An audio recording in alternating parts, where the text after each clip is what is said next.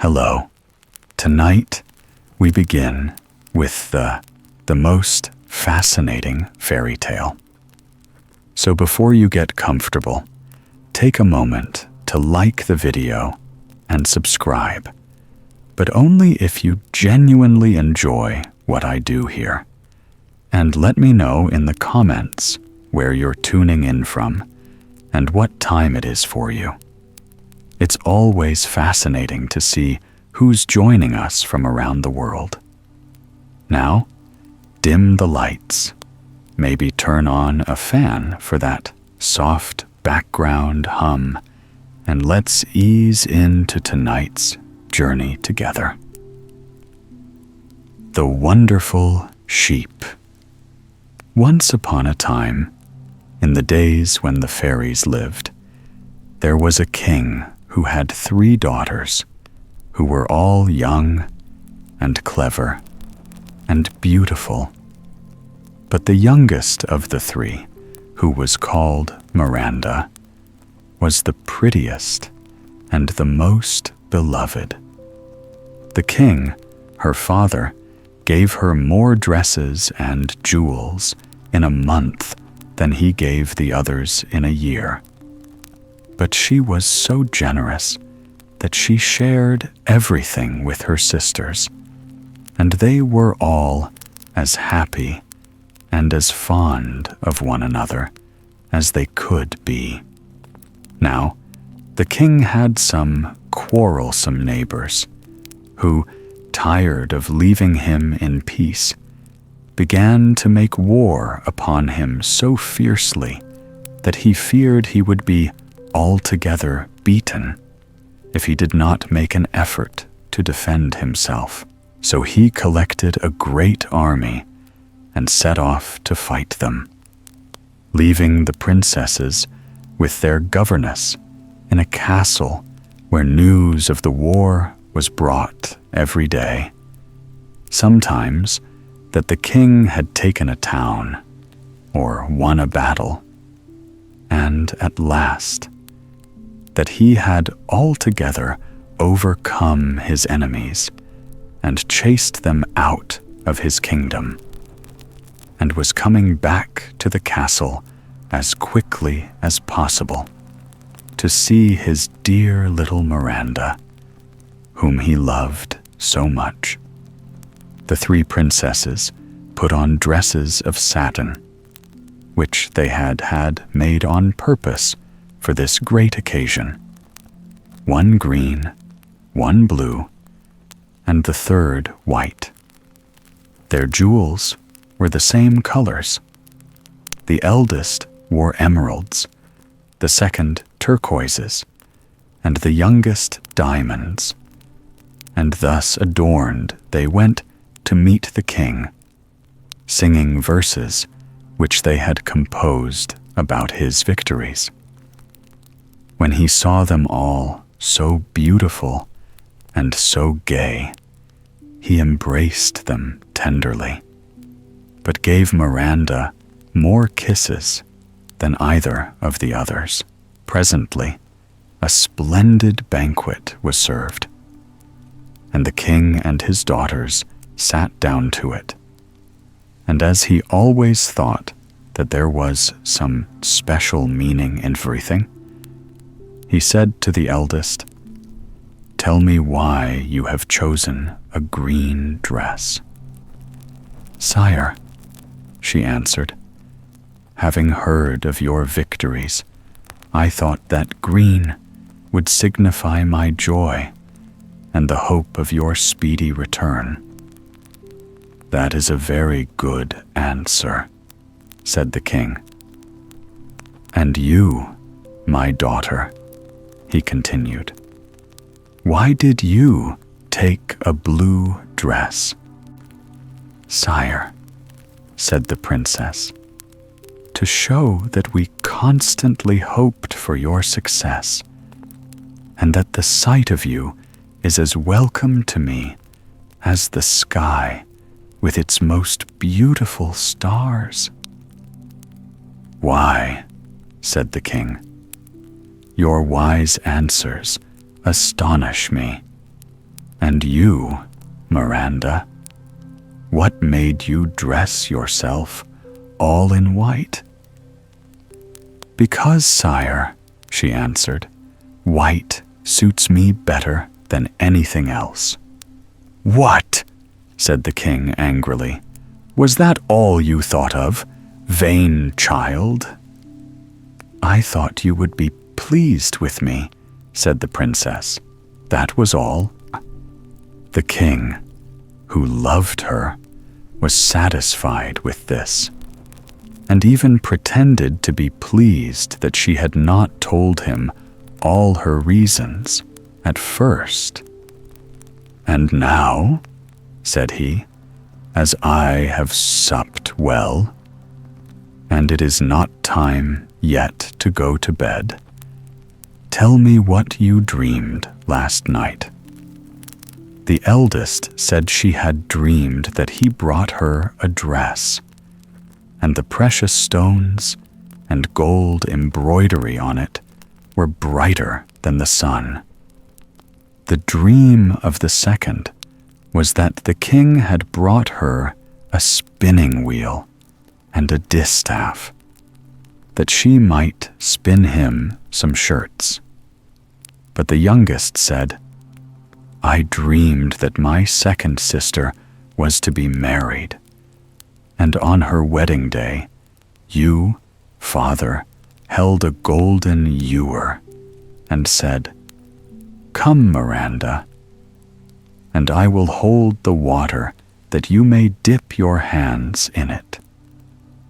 The king was very angry indeed when he heard this dream, and frowned horribly.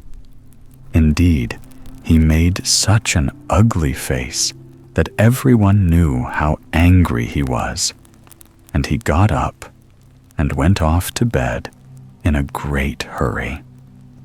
But he could not forget his daughter's dream. "Does the proud girl wish to make me her slave?" he said to himself. "I am not surprised at her choosing to dress herself in white satin without a thought of me. She does not think me worthy of her consideration, but I will soon put an end to her pretensions."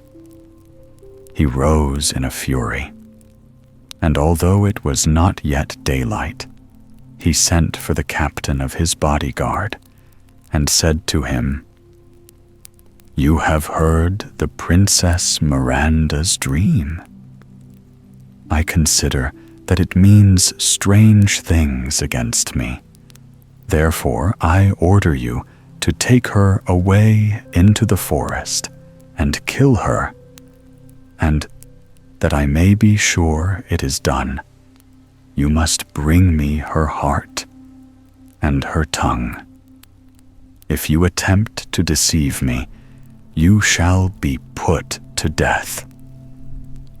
The captain of the guard was very much astonished when he heard this barbarous order, but he did not dare to contradict the king for fear of making him still more angry or causing him to send someone else. So he answered that he would fetch the princess and do as the king had said. When he went to her room, they would hardly let him in.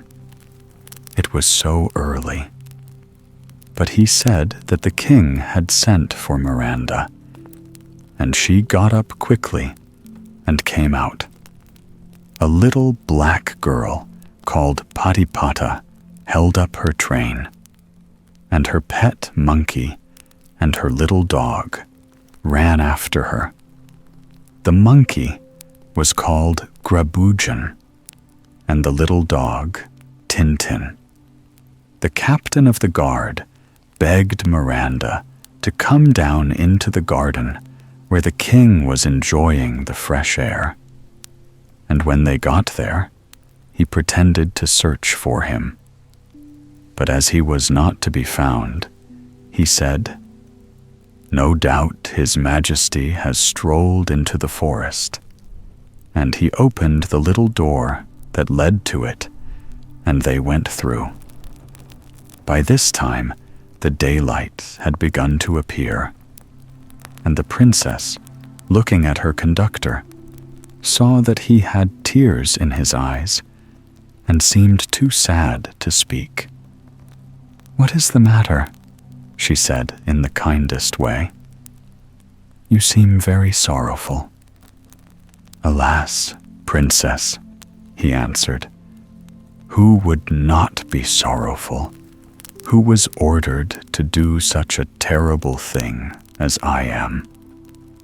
The king has commanded me to kill you here and carry your heart and your tongue to him.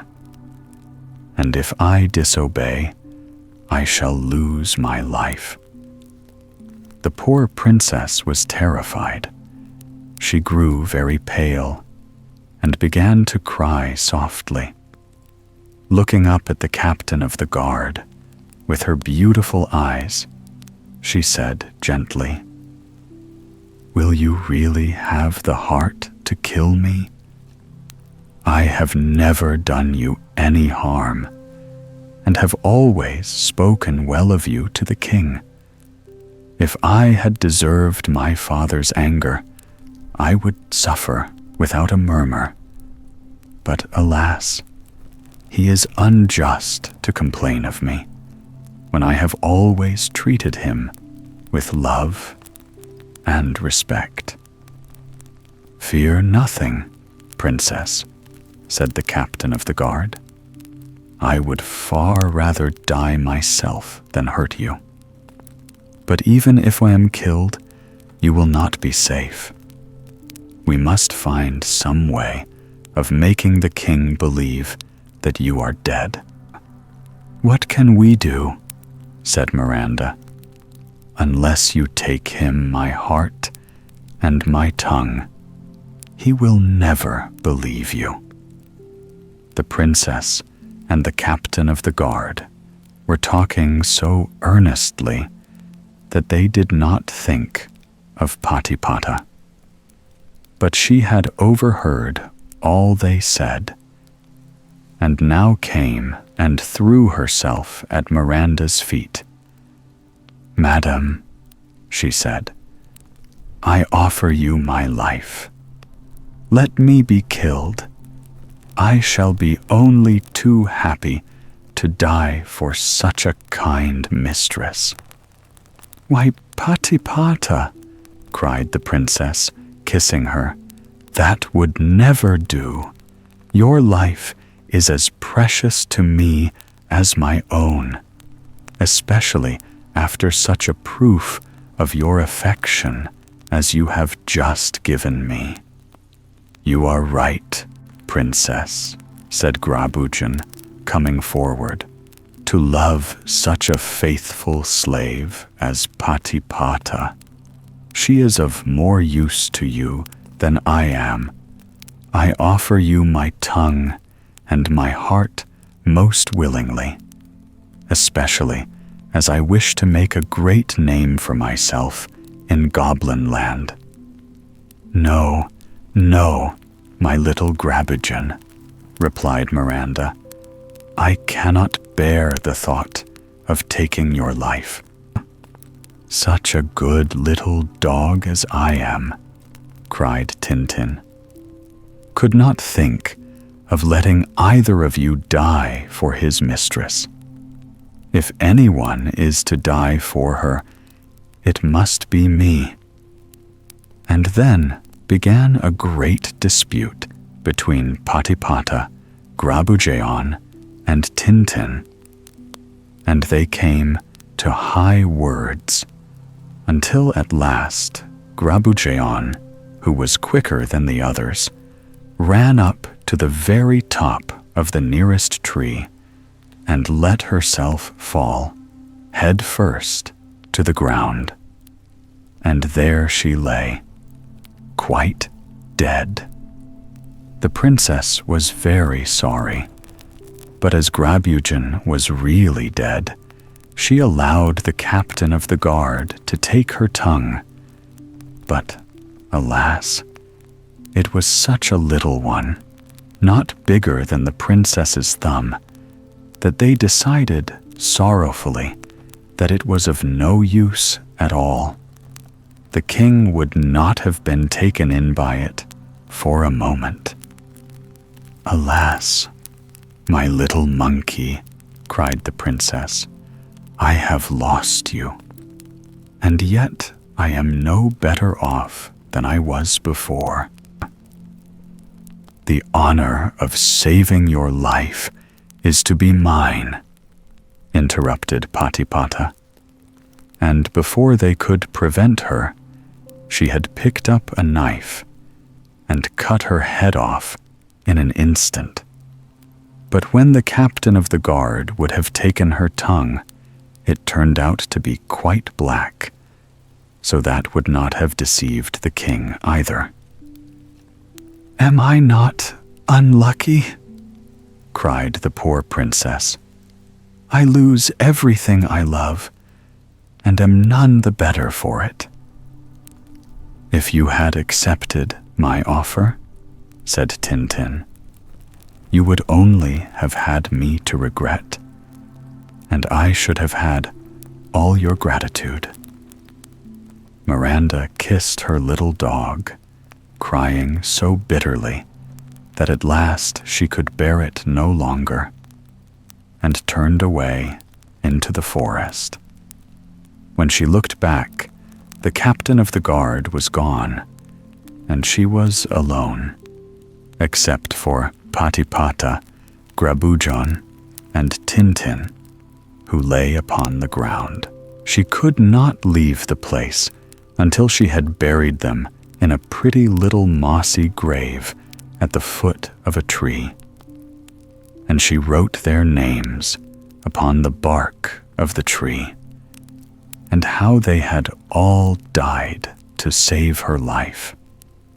And then she began to think where she could go for safety, for this forest was so close to her father's castle that she might be seen and recognized by the first passer-by. And besides that, it was full of lions and wolves who would have snapped up a princess just as soon as a stray chicken. So she began to walk as fast as she could.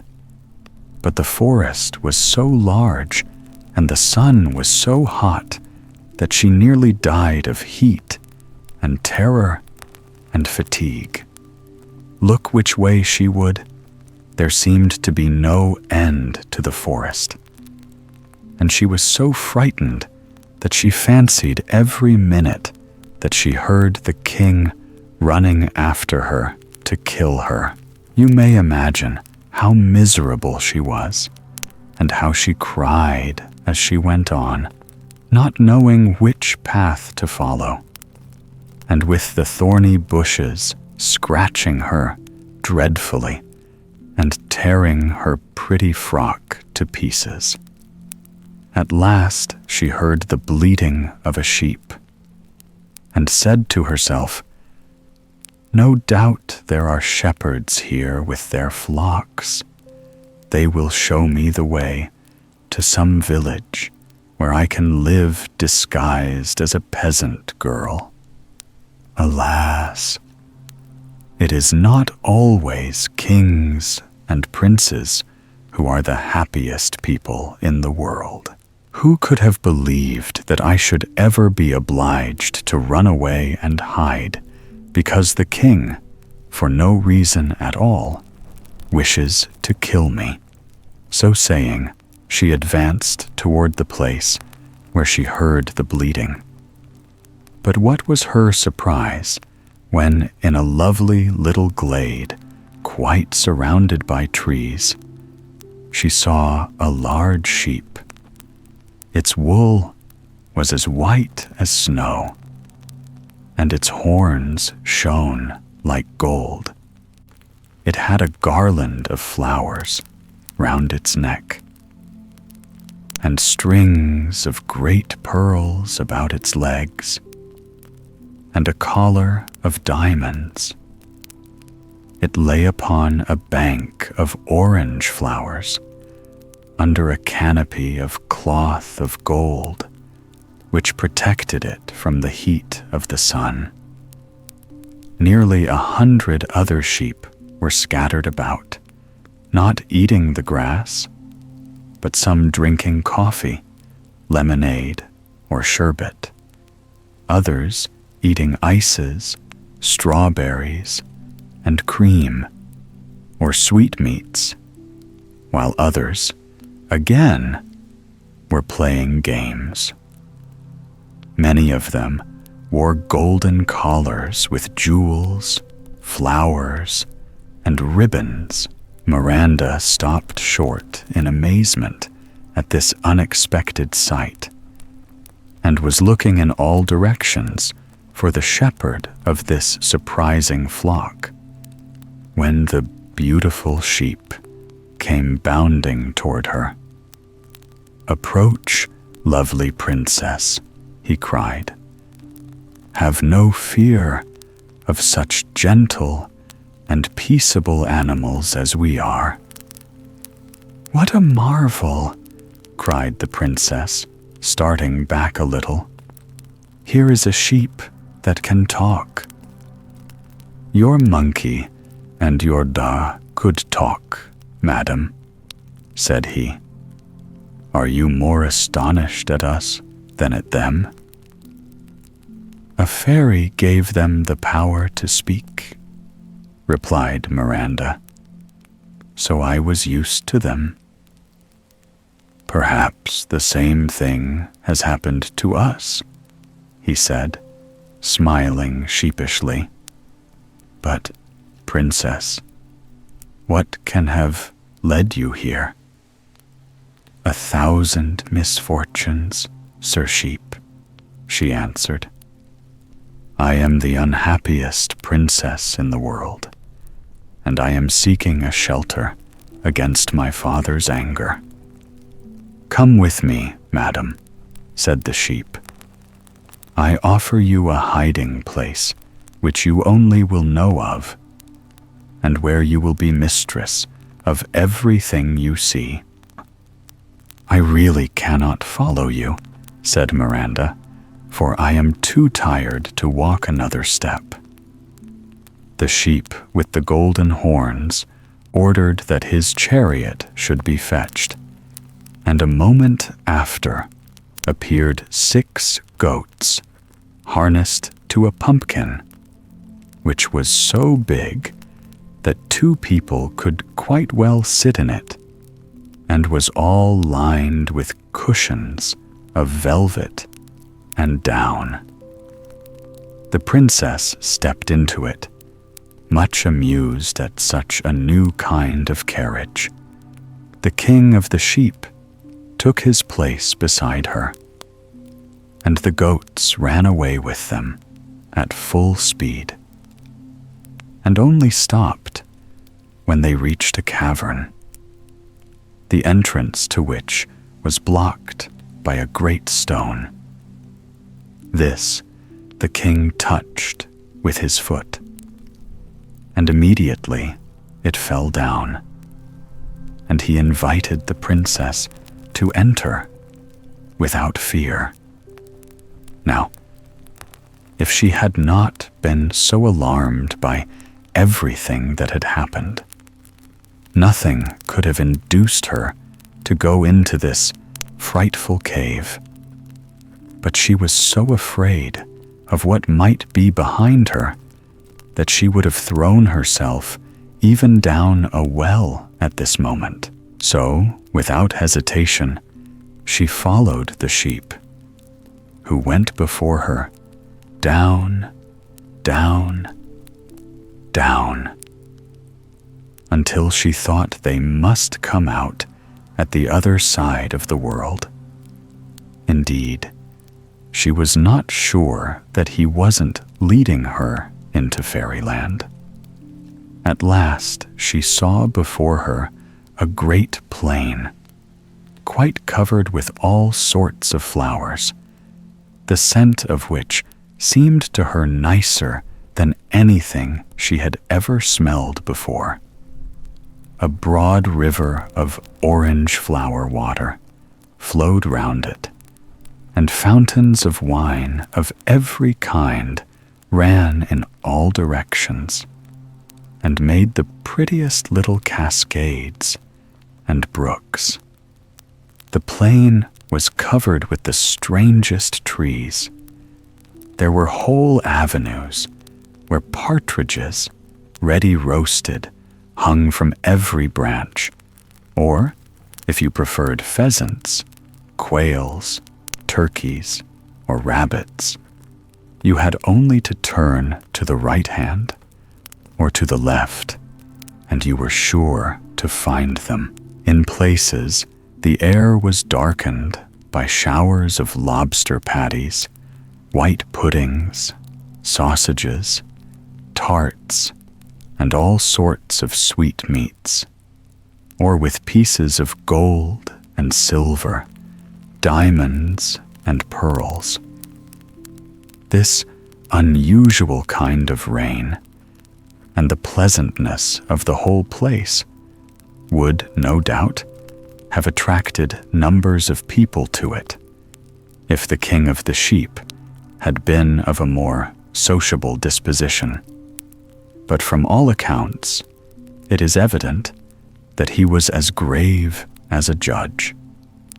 As it was quite the nicest time of the year when Miranda arrived in this delightful land, the only palace she saw was a long row of orange trees, jasmines, honeysuckles, and musk roses, and their interlacing branches made the prettiest rooms possible, which were hung with gold and silver gauze, and had great mirrors and candlesticks, and most beautiful pictures. The wonderful sheep begged that the princess would consider herself queen over all that she saw, and assured her that though for some years he had been very sad and in great trouble, she had it in her power to make him forget all his grief. "You are so kind and generous, noble sheep," said the princess, "that I cannot thank you enough. But I must confess that all I see here seems to me so extraordinary that I don't know what to think of it." As she spoke, a band of lovely fairies came up and offered her amber baskets full of fruit. But when she held out her hands to them, they glided away, and she could feel nothing when she tried to touch them. "Oh," she cried, "what can they be? Whom am I with?" And she began to cry. At this instant, the king of the sheep came back to her, and was so distracted to find her in tears that he could have torn his wool. "What is the matter, lovely princess?" he cried. "Has anyone failed to treat you with due respect?" "Oh, no," said Miranda. "Only I am not used to living with sprites and with sheep that talk, and everything here frightens me. It was very kind of you to bring me to this place, but I shall be even more grateful to you if you will take me up into the world again." "Do not be afraid," said the wonderful sheep. "I entreat you to have patience and listen to the story of my misfortunes. I was once a king, and my kingdom was the most splendid in the world. My subjects loved me, my neighbors envied and feared me. I was respected by everyone, and it was said that no king ever deserved it more. I was very fond of hunting, and one day, while chasing a stag, I left my attendants far behind. Suddenly, I saw the animal leap into a pool of water, and I rashly urged my horse to follow it. But before we had gone many steps, I felt an extraordinary heat instead of the coolness of the water. The pond dried up. A great gulf opened before me, out of which flames of fire shot up, and I fell helplessly to the bottom of a precipice. I gave myself up for lost, but presently a voice said, "Ungrateful prince, even this fire is hardly enough to warm your cold heart. Who complains of my coldness in this dismal place?" I cried. "An unhappy being who loves you hopelessly," replied the voice, and at the same moment the flames began to flicker and cease to burn, and I saw a fairy, whom I had known as long as I could remember, and whose ugliness had always horrified me. She was leaning upon the arm of a most beautiful young girl, who wore chains of gold on her wrists and was evidently her slave. "Why, Ragot," I said, for that was the fairy's name. "What is the meaning of all this? Is it by your orders that I am here?" "And whose fault is it," she answered, "that you have never understood me until now? Must a powerful fairy like myself condescend to explain her doings to you, who are no better than an ant by comparison, though you think yourself a great king?" "Call me what you like," I said impatiently. "But what is it that you want? My crown, or my cities, or my treasures?" "Treasures?" said the fairy disdainfully. "If I chose, I could make any one of my scullions richer and more powerful than you. I do not want your treasures, but," she added softly, "if you will give me your heart, if you will marry me, I will add 20 kingdoms to the one you have already. You shall have 100 castles full of gold and 500 full of silver, and, in short, anything you like to ask me for." "Madame Ragot," said I, "when one is at the bottom of a pit where one has fully expected to be roasted alive, it is impossible to think of asking such a charming person as you are to marry one. I beg that you will set me at liberty, and then I shall hope to answer you fittingly." "Ah," said she, "if you really loved me, you would not care where you were. A cave, a wood, a foxhole, a desert would please you equally well. Do not think that you can deceive me. You fancy you are going to escape, but I assure you that you are going to stay here, and the first thing I shall give you to do will be to keep my sheep. They are very good company, and speak quite as well as you do." As she spoke, she advanced and led me to this plain where we now stand, and showed me her flock. but I paid little attention to it or to her. To tell the truth, I was so lost in admiration of her beautiful slave that I forgot everything else.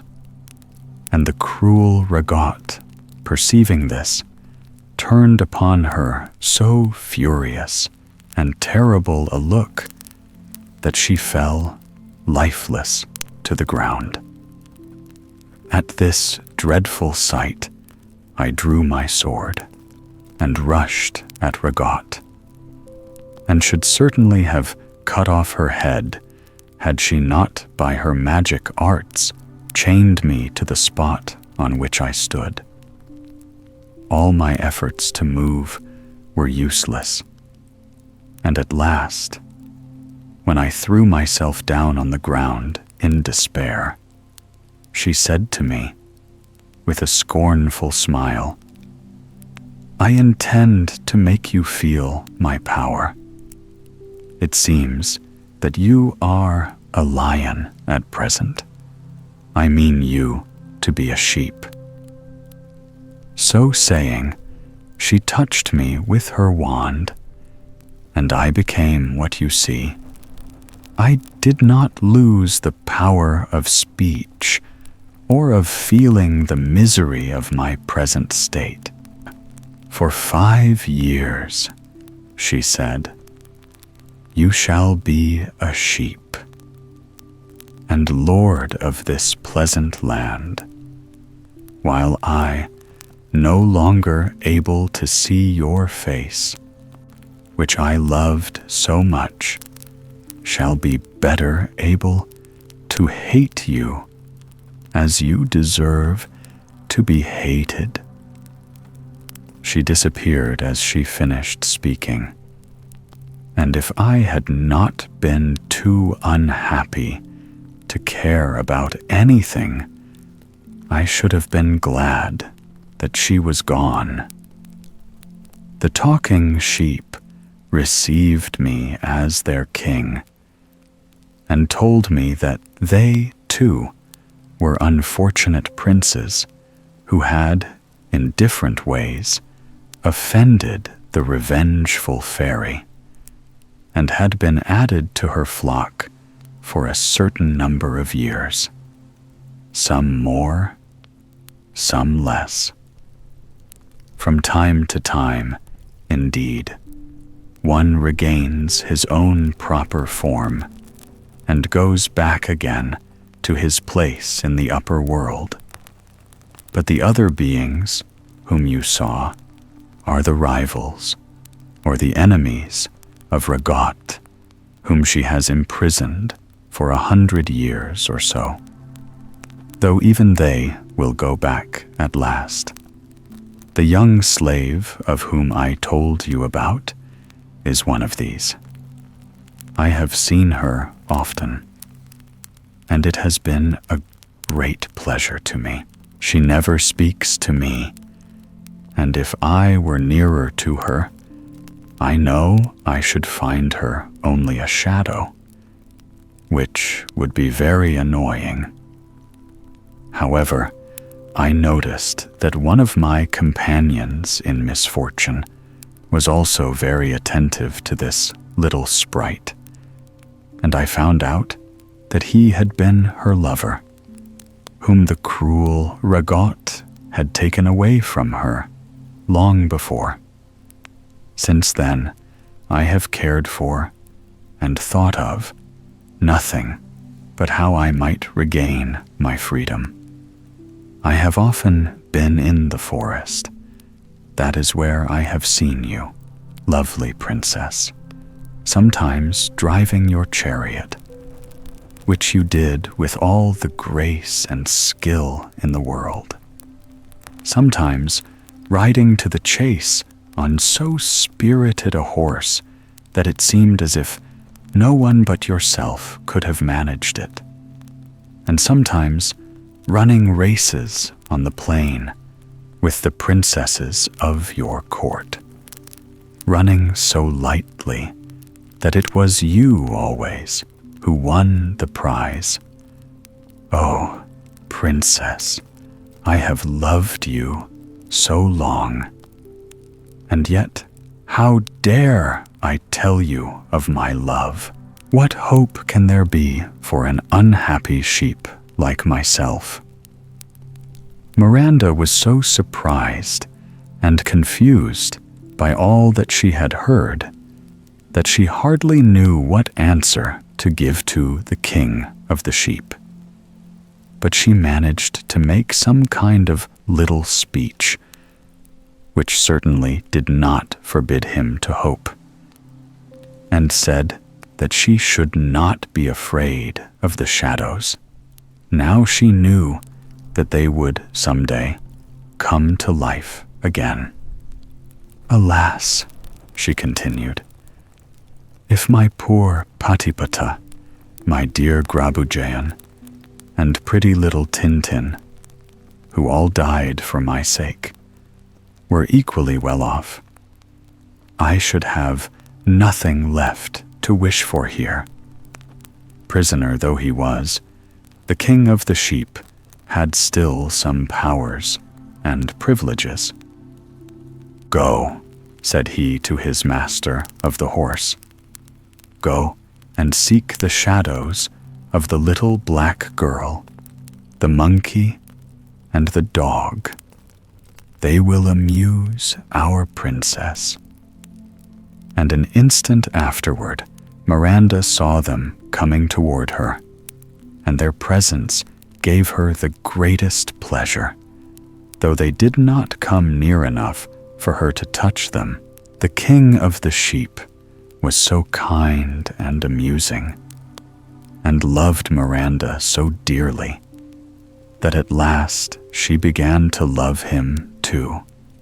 Such a handsome sheep, who was so polite and considerate, could hardly fail to please, especially if one knew that he was really a king, and that his strange imprisonment would soon come to an end. So the princess's days passed very gaily while she waited for the happy time to come. The king of the sheep, with the help of all the flock, got up balls, concerts, and hunting parties. And even the shadows joined in all the fun, and came, making believe to be their own real selves. One evening, when the couriers arrived, for the king sent most carefully for news, and they always brought the very best kinds, it was announced that the sister of the Princess Miranda was going to be married to a great prince, and that nothing could be more splendid than all the preparations for the wedding. "Ah," cried the young princess, "how unlucky I am to miss the sight of so many pretty things. Here am I, imprisoned under the earth, with no company but sheep and shadows, while my sister is to be adorned like a queen, and surrounded by all who love and admire her, and everyone but myself can go to wish her joy." "Why do you complain, princess?" said the king of the sheep. "Did I say that you were not to go to the wedding? Set out as soon as you please. Only promise me that you will come back, for I love you too much to be able to live without you." Miranda was very grateful to him, and promised faithfully that nothing in the world should keep her from coming back. The king caused an escort suitable to her rank to be got ready for her, and she dressed herself splendidly, not forgetting anything that could make her more beautiful. Her chariot was of mother of pearl, drawn by 6 dun-colored griffins just brought from the other side of the world, and she was attended by a number of guards in splendid uniforms, who were all at least 8 feet high and had come from far and near to ride in the princess's train. Miranda reached her father's palace just as the wedding ceremony began, and everyone, as soon as she came in, was struck with surprise at her beauty and the splendor of her jewels. She heard exclamations of admiration on all sides, and the king, her father, looked at her so attentively that she was afraid he must recognize her. But he was so sure that she was dead that the idea never occurred to him. However, the fear of not getting away made her leave before the marriage was over. She went out hastily, leaving behind her a little coral casket set with emeralds. On it was written in diamond letters, "Jewels for the bride." And when they opened it, which they did as soon as it was found, there seemed to be no end to the pretty things it contained. The king, who had hoped to join the unknown princess and find out who she was dreadfully disappointed when she disappeared so suddenly, and gave orders that if she ever came again, the doors were to be shut, that she might not get away so easily. Short as Miranda's absence had been, it had seemed like 100 years to the King of the Sheep. He was waiting for her by a fountain in the thickest part of the forest, and the ground was strewn with splendid presents, which he had prepared for her to show his joy and gratitude at her coming back. As soon as she was in sight, he rushed to meet her, leaping and bounding like a real sheep. He caressed her tenderly, throwing himself at her feet and kissing her hands, and told her how uneasy he had been in her absence and how impatient for her return, with an eloquence which charmed her. After some time came the news that the king's second daughter was going to be married. When Miranda heard it, she begged the King of the Sheep to allow her to go and see the wedding as before. This request made him feel very sad, as if some misfortune must surely come of it. But his love for the princess being stronger than anything else, he did not like to refuse her. "You wish to leave me, princess," said he. "It is my unhappy fate. You are not to blame. I consent to your going. But believe me, I can give you no stronger proof of my love than by so doing." The princess assured him that she would only stay a very short time, as she had done before, and begged him not to be uneasy, as she would be quite as much grieved if anything detained her as he could possibly be. So, with the same escort, she set out and reached the palace as the marriage ceremony began. Everybody was delighted to see her. She was so pretty that they thought she must be some fairy princess, and the princes who were there could not take their eyes off her. The king was more glad than anyone else that she had come again, and gave orders that the doors should all be shut and bolted that very minute. When the wedding was all but over, the princess got up quickly, hoping to slip away unnoticed among the crowd. But, to her great dismay, she found every door fastened. She felt more at ease when the king came up to her, and with the greatest respect begged her not to run away so soon, but at least to honor him by staying for the splendid feast which was prepared for the princes and princesses.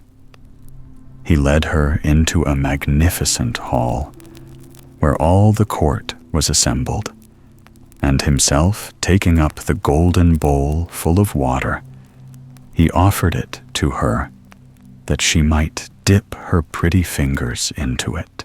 At this, the princess could no longer contain herself.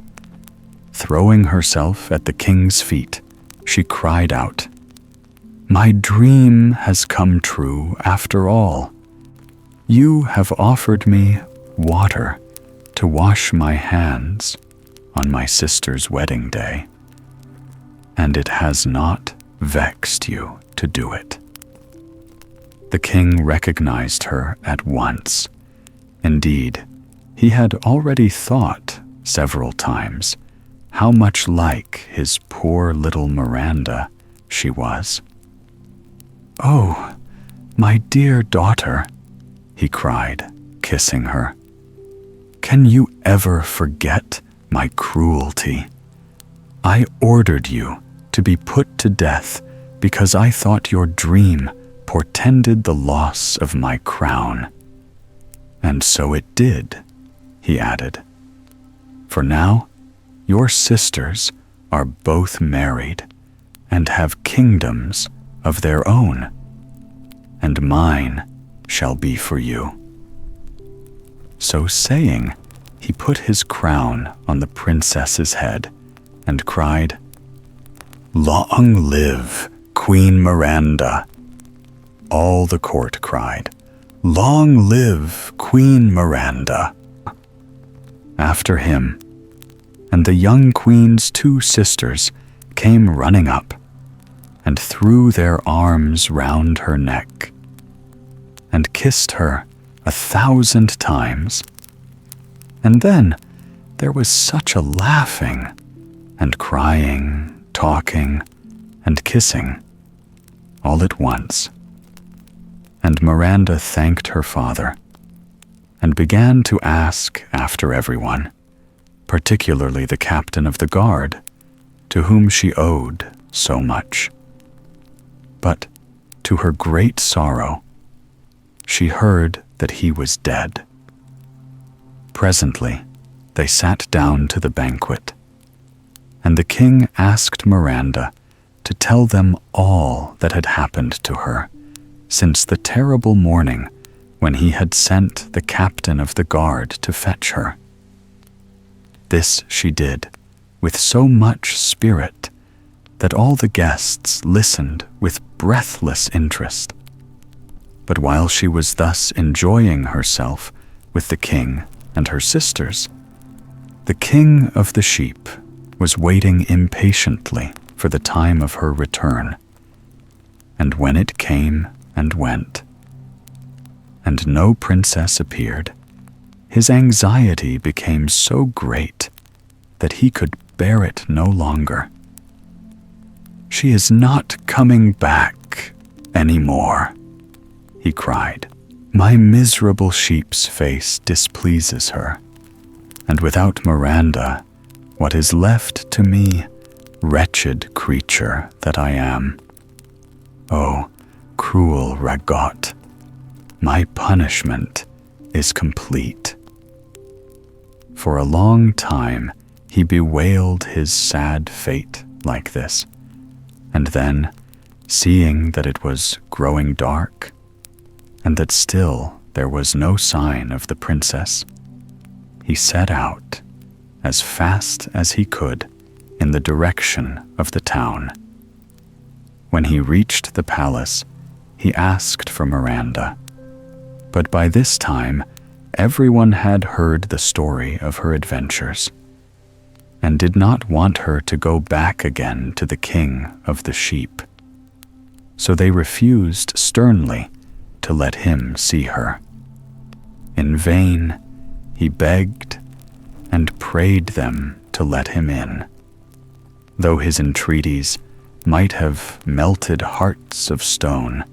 They did not move the guards of the palace, and at last, quite broken-hearted, he fell dead at their feet. Sight.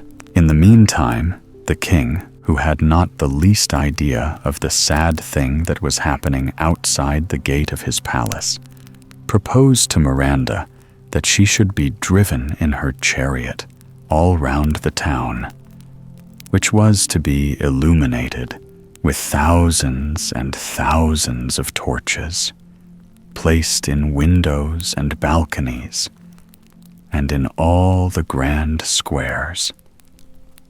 But what a sight met her eyes at the very entrance of the palace! There lay her dear, kind sheep, silent and motionless upon the pavement. She threw herself out of the chariot and ran to him, crying bitterly, for she realized that her broken promise had cost him his life, and for a long, long time she was so unhappy that they thought she would have died too. So you see that even a princess is not always happy, especially if she forgets to keep her word. And the greatest misfortunes often happen to people just as they think they have obtained their heart's desires. Little Thumb. There was, once upon a time, a man and his wife, faggot makers by trade, who had several children, all boys. The eldest was but 10 years old, and the youngest only 7. They were very poor, and their 7 children incommoded them greatly, because not one of them was able to earn his bread. That which gave them yet more uneasiness was that the youngest was of a very puny constitution, and scarce ever spoke a word, which made them take that for stupidity, which was a sign of good sense. He was very little, and when born no bigger than one's thumb, which made him be called Little Thumb. The poor child bore the blame of whatsoever was done amiss in the house, and, guilty or not, was always in the wrong. He was, notwithstanding, more cunning, and had a far greater share of wisdom than all his brothers put together. And if he spake little, he heard and thought the more. There happened now to come a very bad year, and the famine was so great that these poor people resolved to rid themselves of their children. One evening, when they were all in bed, and the faggot maker was sitting with his wife at the fire, he said to her, with his heart ready to burst with grief, "Thou seest plainly that we are not able to keep our children, and I cannot see them starve to death before my face. I am resolved to lose them in the wood tomorrow, which may very easily be done, for, while they are busy in tying up faggots, we may run away and leave them, without their taking any notice." "Ah," cried his wife, "and canst thou thyself have the heart to take thy children out along with thee, on purpose to lose them?" In vain did her husband represent to her their extreme poverty. She would not consent to it. She was indeed poor, but she was their mother. However, having considered what a grief it would be to her to see them perish with hunger, she at last consented and went to bed, all in tears. Little Thumb heard every word that had been spoken, for observing, as he lay in his bed, that they were talking very busily, he got up softly and hid himself under his father's stool, that he might hear what they said without being seen. He went to bed again, but did not sleep a wink all the rest of the night, thinking on what he had to do. He got up early in the morning and went to the riverside, where he filled his pockets full of small white pebbles, and then returned home. They all went abroad, but Little Thumb never told his brothers one syllable of what he knew. They went into a very thick forest, where they could not see one another at 10 paces distance. The faggot maker began to cut wood, and the children to gather up the sticks to make faggots. Their father and mother, seeing them busy at their work, got away from them insensibly, and ran away from them all at once, along a byway through the winding bushes. When the children saw they were left alone, they began to cry as loud as they could. Little Thumb let them cry on, knowing very well how to get home again. For as he came, he took care to drop all along the way the little white pebbles he had in his pockets. Then he said to them, "Be not afraid, brothers.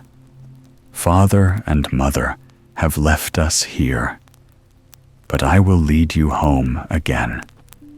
Only follow me."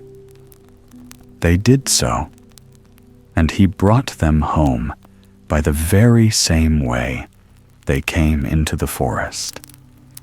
They dared not go in, but sat themselves down at the door, listening to what their father and mother were saying. The very moment the faggot maker and his wife reached home, the lord of the manor sent them 10 crowns, which he had owed them a long while, and which they never expected. This gave them new life, for the poor people were almost famished. The faggot maker sent his wife immediately to the butcher's. As it was a long while since they had eaten a bit, she bought thrice as much meat as would sup 2 people. When they had eaten, the woman said, "Alas, where are now our poor children? They would make a good feast of what we have left here. But it was you, William, who had a mind to lose them. I told you we should repent of it. What are they now doing in the forest? Alas, dear God, the wolves have perhaps already eaten them up. Thou art very inhuman thus to have lost thy children." The faggot maker grew at last quite out of patience, for she repeated it above 20 times, that they should repent of it, and that she was in the right of it for so saying. He threatened to beat her if she did not hold her tongue.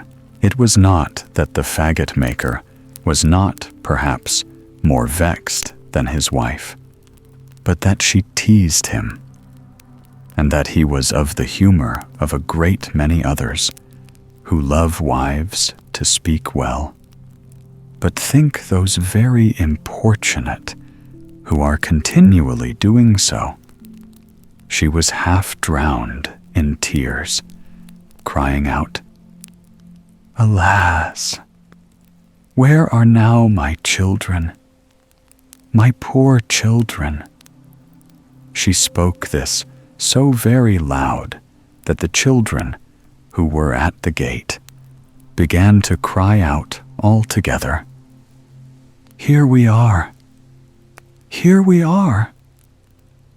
She ran immediately to open the door and said, hugging them, "I am glad to see you, my dear children. You are very hungry and weary, and my poor Peter, thou art horribly bemired. Come in, and let me clean thee." Now, you must know that Peter was her eldest son, whom she loved above all the rest, because he was somewhat carroty, as she herself was. They sat down to supper, and ate with such a good appetite as pleased both father and mother, whom they acquainted how frightened they were in the forest, speaking almost always all together. The good folks were extremely glad to see their children once more at home, and this joy continued while the 10 crowns lasted. But when the money was all gone, they fell again into their former uneasiness, and resolved to lose them again, and that they might be the surer of doing it, to carry them to a much greater distance than before. They could not talk of this so secretly, but they were overheard by Little Thumb, who made account to get out of this difficulty as well as the former. But though he got up very early in the morning to go and pick up some little pebbles, he was disappointed, for he found the house door double locked and was at a stand what to do. When their father had given each of them a piece of bread for their breakfast, Little Thumb fancied he might make use of this instead of the pebbles by throwing it in little bits all along the way they should pass. And so he put the bread in his pocket. Their father and mother brought them into the thickest and most obscure part of the forest, when, stealing away into a bypath, they there left them. Little Thumb was not very uneasy at it, for he thought he could easily find the way again by means of his bread, which he had scattered all along as he came. But he was very much surprised when he could not find so much as one crumb. The birds had come and had eaten it up, every bit. They were now in great affliction, for the farther they went, the more they were out of their way, and were more and more bewildered in the forest. Night now came on, and there arose a terribly high wind, which made them dreadfully afraid. They fancied they heard on every side of them the howling of wolves coming to eat them up. They scarce dared to speak or turn their heads. After this, it rained very hard, which wetted them to the skin. Their feet slipped at every step they took, and they fell into the mire, whence they got up in a very dirty pickle. Their hands were quite benumbed. Little Thumb climbed up to the top of a tree to see if he could discover anything. And having turned his head about on every side, he saw at last a glimmering light, like that of a candle, but a long way from the forest. He came down, and, when upon the ground, he could see it no more, which grieved him sadly. However, having walked for some time with his brothers toward that side on which he had seen the light, he perceived it again as he came out of the wood. They came at last to the house where this candle was, not without an abundance of fear, for very often they lost sight of it, which happened every time they came into a bottom. They knocked at the door, and a good woman came and opened it. She asked them what they would have. Little Thumb told her they were poor children who had been lost in the forest and desired to lodge there for God's sake. The woman, seeing them so very pretty, began to weep and said to them, "Alas, poor babies, whither are ye come? Do ye know that this house belongs to a cruel ogre who eats up little children?" "Ah, dear madam," answered Little Thumb, who trembled every joint of him as well as his brothers. "What shall we do? To be sure, the wolves of the forest will devour us tonight if you refuse us to lie here. And so we would rather the gentleman should eat us, and perhaps he may take pity upon us, especially if you please to beg it of him." The ogre's wife, who believed she could conceal them from her husband till morning, let them come in, and brought them to warm themselves at a very good fire. For there was a whole sheep upon the spit, roasting for the ogre's supper. As they began to be a little warm, they heard 3 or 4 great raps at the door. This was the ogre, who had come home. Upon this, she hid them under the bed and went to open the door. The ogre presently asked if supper was ready and the wine drawn, and then sat himself down to table. The sheep was as yet all raw and bloody, but he liked it the better for that. He sniffed about to the right and left, saying, "I smell fresh meat." "What you smell so," said his wife, "must be the calf which I have just now killed and flayed." "I smell fresh meat, I tell thee once more," replied the ogre, looking crossly at his wife. "And there is something here which I do not understand." As he spoke these words, he got up from the table and went directly to the bed. Ah, said he, "I see then how thou wouldst cheat me, thou cursed woman. I know not why I do not eat thee up too, but it is well for thee that thou art a tough old carrion. Here is good game, which comes very quickly to entertain 3 ogres of my acquaintance, who are to pay me a visit in a day or 2. With that, he dragged them out from under the bed, one by one.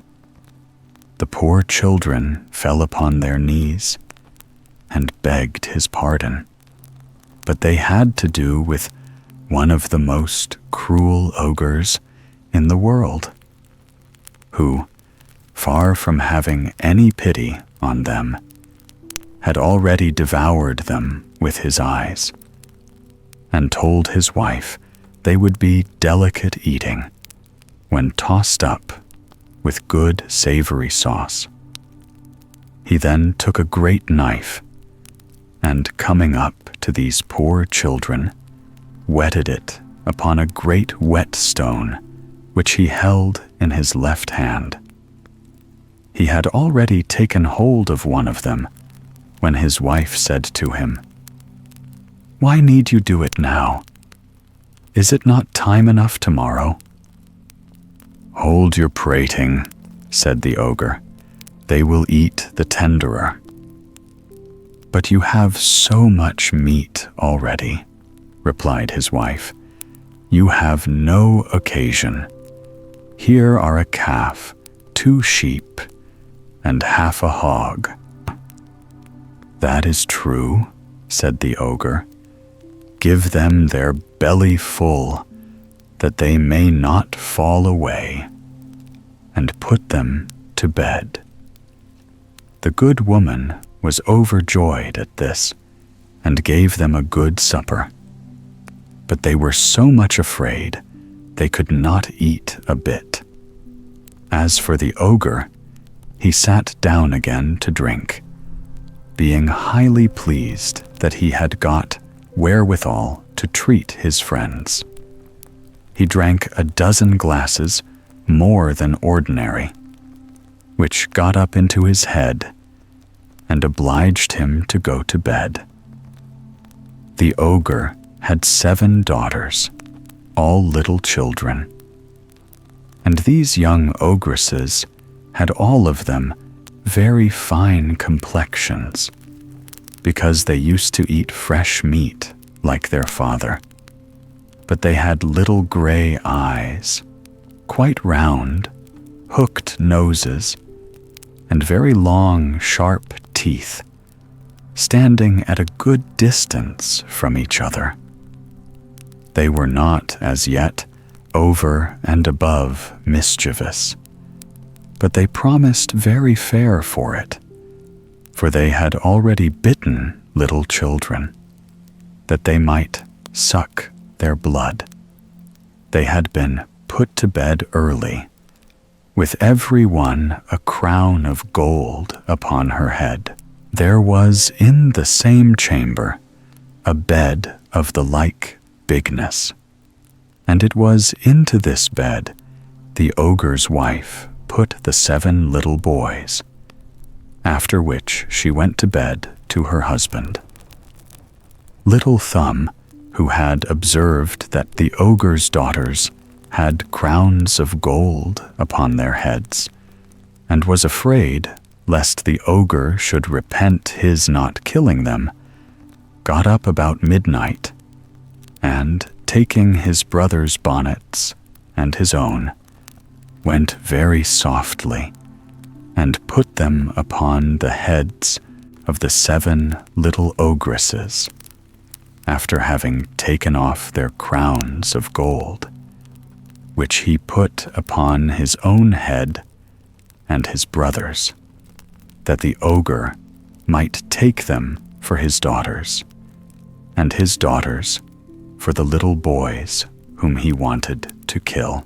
All this succeeded according to his desire, for the ogre, waking about midnight, and sorry that he deferred to do that till morning, which he might have done overnight, threw himself hastily out of bed, and, taking his great knife, "Let us see," said he, "how our little rogues do, and not make 2 jobs of the matter."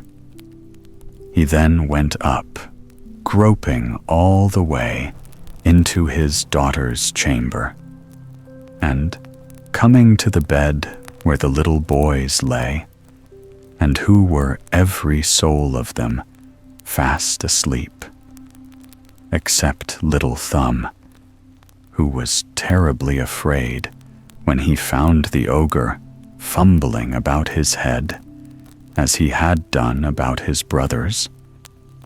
The ogre, feeling the golden crowns, said, "I should have made a fine piece of work of it, truly. I find I drank too much last night." Then he went to the bed where the girls lay, and having found the boys' little bonnets, "Ah," said he, "my merry lads, are you there? Let us work as we ought." And saying these words, without more ado, he cut the throats of all his 7 daughters. Well pleased with what he had done, he went to bed again to his wife. So soon as Little Thumb heard the ogre snore, he waked his brothers, and bade them all put on their clothes presently, and follow him. They stole down softly into the garden, and got over the wall. They kept running about all night, and trembled all the while, without knowing which way they went. The ogre, when he awoke, said to his wife, "Go upstairs and dress those young rascals who came here last night." The wife was very much surprised at this goodness of her husband, not dreaming after what manner she should dress them, but thinking that he had ordered her to go and put on their clothes, she went up, and was strangely astonished when she perceived her 7 daughters killed and weltering in their blood. She fainted away, for this is the first expedient almost all women find in such cases. The ogre, fearing his wife would be too long in doing what he had ordered, went up himself to help her. He was no less amazed than his wife at this frightful spectacle. "Ah, what have I done?" cried he. "The wretches shall pay for it, and that instantly." He threw a pitcher of water upon his wife's face, and having brought her to herself, said, "Give me quickly my boots of 7 leagues, that I may go and catch them." He went out, and having run over a vast deal of ground, both on this side and that, he came at last into the very road where the poor children were, and not above 100 paces from their father's house. They espied the ogre, who went at one step from mountain to mountain, and over rivers as easily as the narrowest kennels.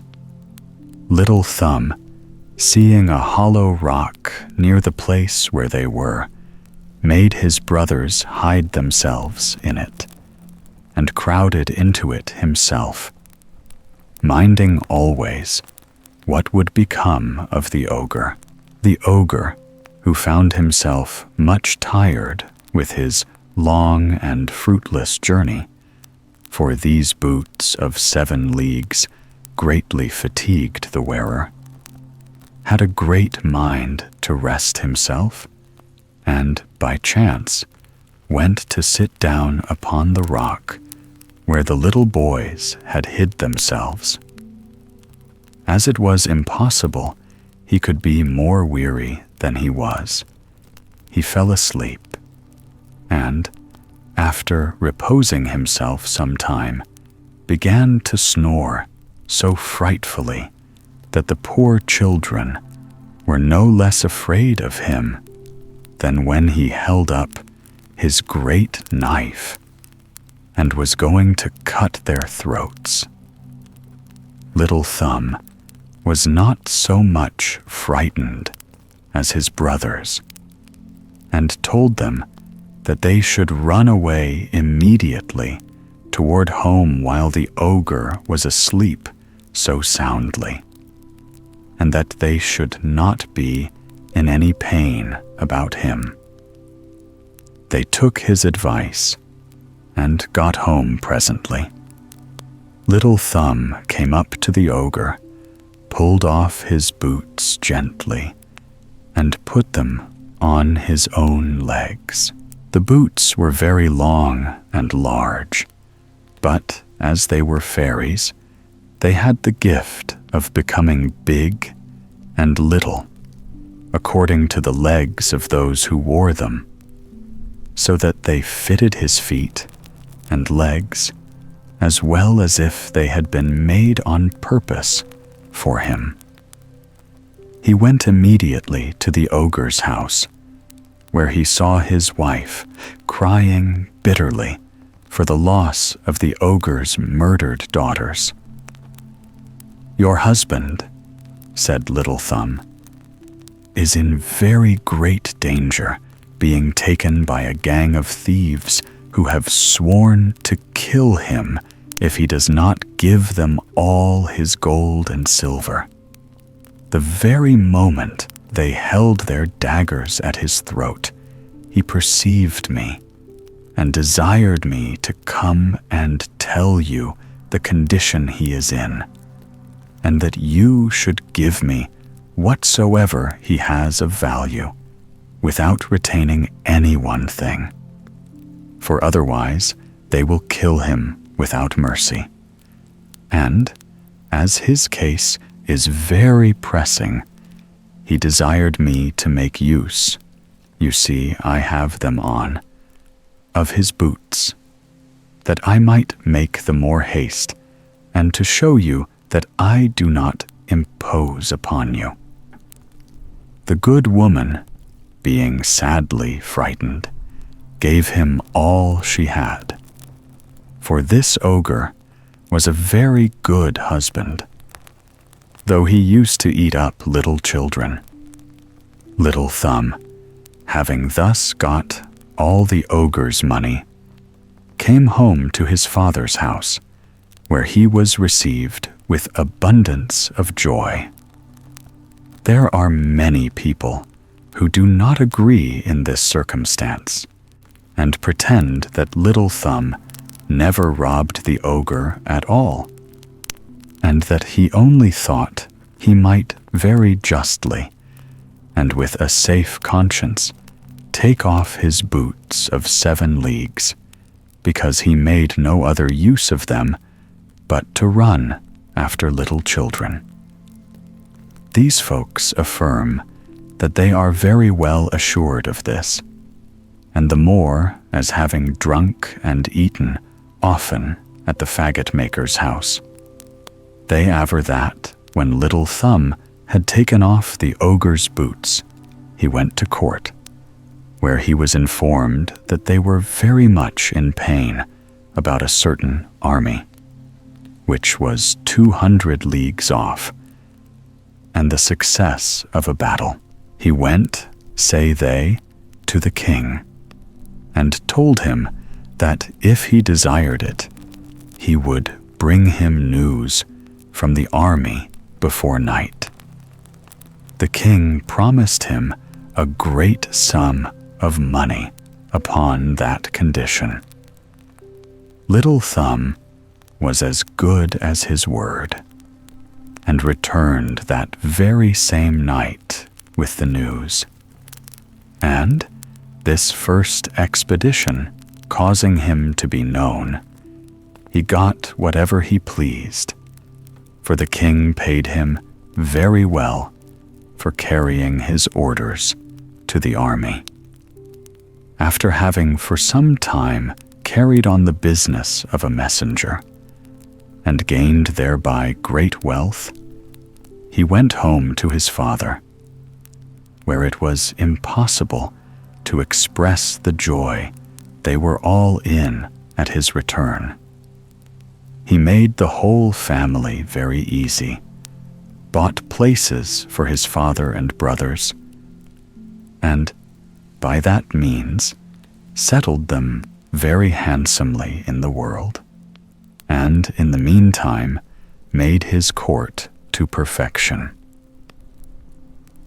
The 40 Thieves. In a town in Persia, there dwelt 2 brothers, one named Qasim, the other Ali Baba. Qasim was married to a rich wife and lived in plenty, while Ali Baba had to maintain his wife and children by cutting wood in a neighboring forest and selling it in the town. One day, when Ali Baba was in the forest, he saw a troop of men on horseback coming toward him in a cloud of dust. He was afraid they were robbers and climbed into a tree for safety. When they came up to him and dismounted, he counted 40 of them. They unbridled their horses and tied them to trees. The finest man among them, whom Ali Baba took to be their captain, went a little way among some bushes and said, "Open, Sesame," one, so plainly that Ali Baba heard him. A door opened in the rocks, and having made the troop go in, he followed them, and the door shut again of itself. They stayed some time inside, and Ali Baba, fearing they might come out and catch him, was forced to sit patiently in the tree. At last the door opened again, and the 40 thieves came out. As the captain went in last, he came out first, and made them all pass by him. He then closed the door, saying, "Shut, Sesame." Every man bridled his horse and mounted. The captain put himself at their head, and they returned as they came. Then Ali Baba climbed down and went to the door, concealed among the bushes, and said, "Open, Sesame," and it flew open. Ali Baba, who expected a dull, dismal place, was greatly surprised to find it large and well lighted, hollowed by the hand of man in the form of a vault, which received the light from an opening in the ceiling. He saw rich bales of merchandise, silk, stuff brocades, all piled together, and gold and silver in heaps, and money in leather purses. He went in, and the door shut behind him. He did not look at the silver, but brought out as many bags of gold as he thought his asses, which were browsing outside, could carry, loaded them with the bags, and hid it all with faggots. Using the words, "Shut, Sesame," he closed the door and went home. Then he drove his asses into the yard, shut the gates, carried the money bags to his wife, and emptied them out before her. He bade her keep the secret, and he would go and bury the gold. "Let me first measure it," said his wife. "I will go borrow a measure of someone, while you dig the hole." So she ran to the wife of Qasim and borrowed a measure. Knowing Ali Baba's poverty, the sister was curious to find out what sort of grain his wife wished to measure. and artfully put some suet at the bottom of the measure. Ali Baba's wife went home and set the measure on the heap of gold, and filled it and emptied it often, to her great content. She then carried it back to her sister, without noticing that a piece of gold was sticking to it, which Kasim's wife perceived directly her back was turned. She grew very curious, and said to Kasim when he came home, "Kasim, your brother is richer than you. He does not count his money. He measures it." He begged her to explain this riddle, which she did by showing him the piece of money and telling him where she found it. Then Kasim grew so envious that he could not sleep, and went to his brother in the morning before sunrise. "Ali Baba," he said, showing him the gold piece, "you pretend to be poor, and yet you measure gold." By this, Ali Baba perceived that through his wife's folly, Kasim and his wife knew their secret. So he confessed all and offered Kasim a share. "That I expect," said Kasim. "But I must know where to find the treasure, otherwise I will discover all, and you will lose all."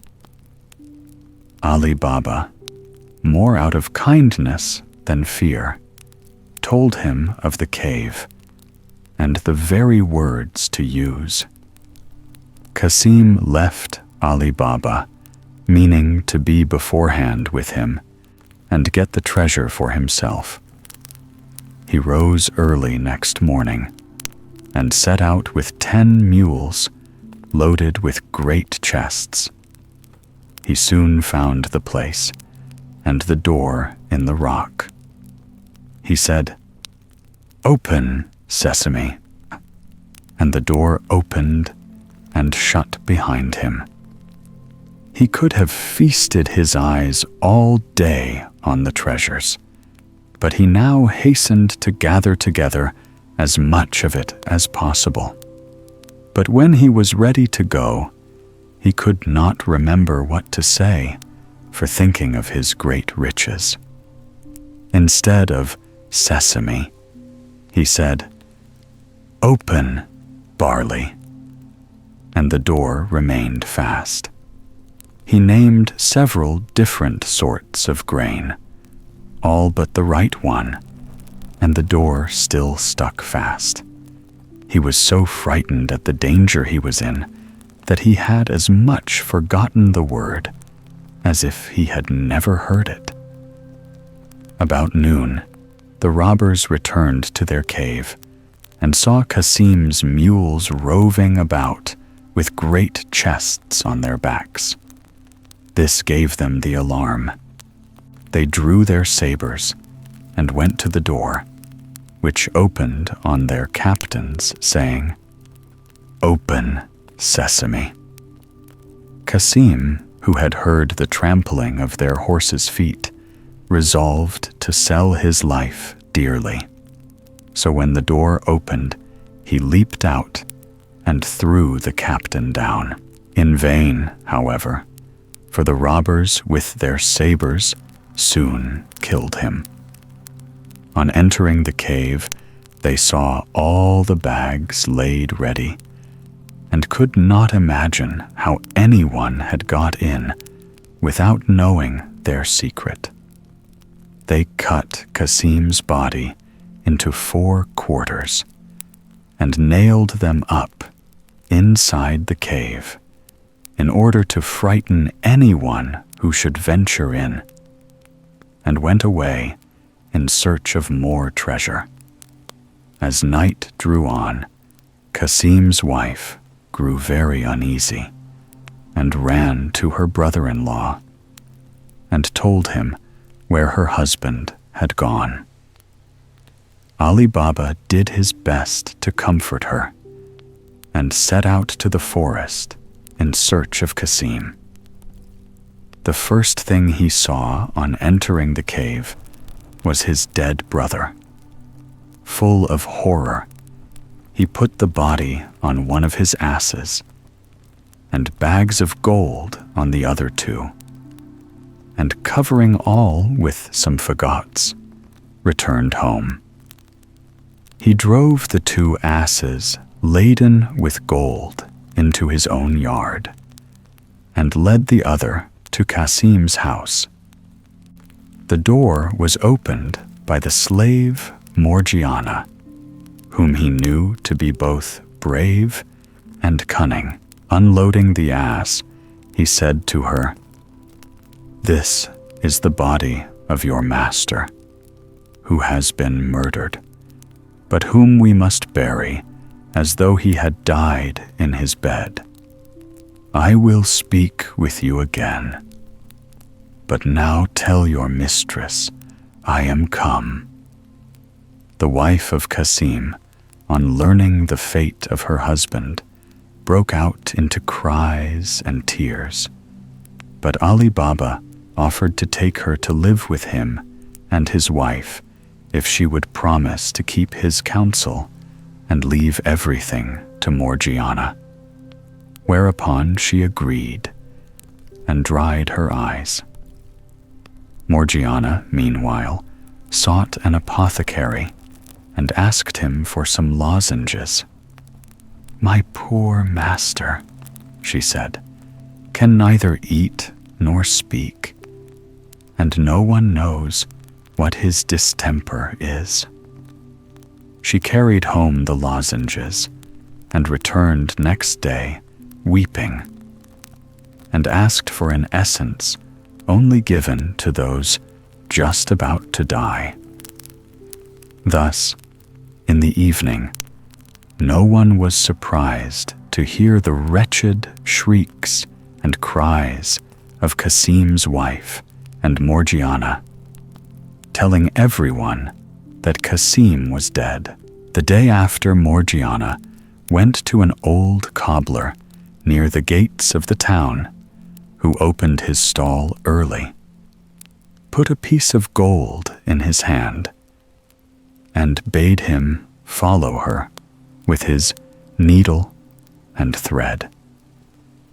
Having bound his eyes with a handkerchief, she took him to the room where the body lay, pulled off the bandage, and bade him sew the quarters together, after which she covered his eyes again and led him home. Then they buried Cassim, and Morgiana, his slave, followed him to the grave, weeping and tearing her hair, while Cassim's wife stayed at home, uttering lamentable cries. Next day, she went to live with Ali Baba, who gave Cassim's shop to his eldest son. The 40 thieves, on their return to the cave, were much astonished to find Cassim's body gone and some of their money bags. "We are certainly discovered," said the captain, "and shall be undone if we cannot find out who it is that knows our secret. 2 men must have known it. We have killed one, we must now find the other. To this end, one of you who is bold and artful must go into the city dressed as a traveler and discover whom we have killed, and whether men talk of the strange manner of his death. If the messenger fails, he must lose his life, lest we be betrayed." One of the thieves started up and offered to do this, and after the rest had highly commended him for his bravery, he disguised himself and happened to enter the town at daybreak, just by Baba Mustafa's stall. The thief bade him good day, saying, "Honest man, how can you possibly see to stitch at your age?" "Old as I am," replied the cobbler, "I have very good eyes. And will you believe me when I tell you that I sewed a dead body together in a place where I had less light than I have now?" The robber was overjoyed at his good fortune, and giving him a piece of gold, desired to be shown the house where he stitched up the dead body. At first, Mustafa refused, saying that he had been blindfolded.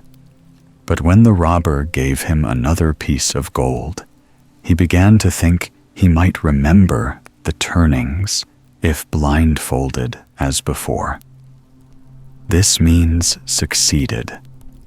The robber partly led him and was partly guided by him, right in front of Kasim's house, the door of which the robber marked with a piece of chalk.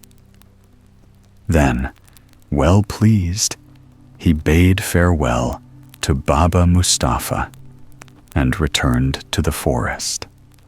By and by, Morgiana, going out, saw the mark the robber had made, quickly guessed that some mischief was brewing, and fetching a piece of chalk, marked 2 or 3 doors on each side, without saying anything to her master or mistress. The thief, meantime, told his comrades of his discovery. The captain thanked him and bade him show him the house he had marked. But when they came to it, they saw that 5 or 6 of the houses were chalked in the same manner. The guide was so confounded that he knew not what answer to make. And when they returned, he was at once beheaded for having failed. Another robber was dispatched, and, having won over Baba Mustafa, marked the house in red chalk. But Morgiana, being again too clever for them, the second messenger was put to death also. The captain now resolved to go himself, but wiser than the others, he did not mark the house, but looked at it so closely that he could not fail to remember it. He returned and ordered his men to go into the neighboring villages and buy 19 mules and 38 leather jars, all empty except one, which was full of oil. The captain put one of his men, fully armed, into each, rubbing the outside of the jars with oil from the full vessel. Then the 19 mules were loaded with 37 robbers in jars, and the jar of oil, and reached the town by dusk. The captain stopped his mules in front of Ali Baba's house and said to Ali Baba, who was sitting outside for coolness, "I have brought some oil from a distance to sell at tomorrow's market. But it is now so late that I know not where to pass the night, unless you will do me the favor to take me in." Though Ali Baba had seen the captain of the robbers in the forest, he did not recognize him in the disguise of an oil merchant. He bade him welcome, opened his gates for the mules to enter, and went to Morgiana to bid her prepare a bed and supper for his guest. He brought the stranger into his hall, and after they had supped, went again to speak to Morgiana in the kitchen, while the captain went into the yard under pretense of seeing after his mules, but really to tell his men what to do, beginning at the first jar and ending at the last.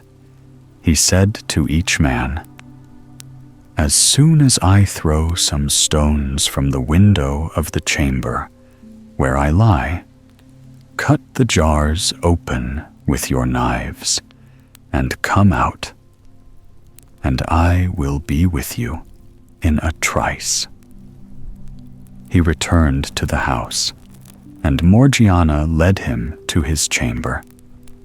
She then told Abdallah, her fellow slave, to set on the pot to make some broth for her master, who had gone to bed. Meanwhile, her lamp went out, and she had no more oil in the house. "Do not be uneasy," said Abdallah. "Go into the yard and take some out of one of those jars." Morgiana thanked him for his advice, took the oil pot, and went into the yard. When she came to the first jar, the robber inside said softly, "Is it time?" Any other slave but Morgiana, on finding a man in the jar instead of the oil she wanted, would have screamed and made a noise. But she, knowing the danger her master was in, bethought herself of a plan, and answered quietly, "Not yet, but presently, Cha." She went to all the jars, giving the same answer, till she came to the jar of oil. She now saw that her master, thinking to entertain an oil merchant, had let 38 robbers into his house.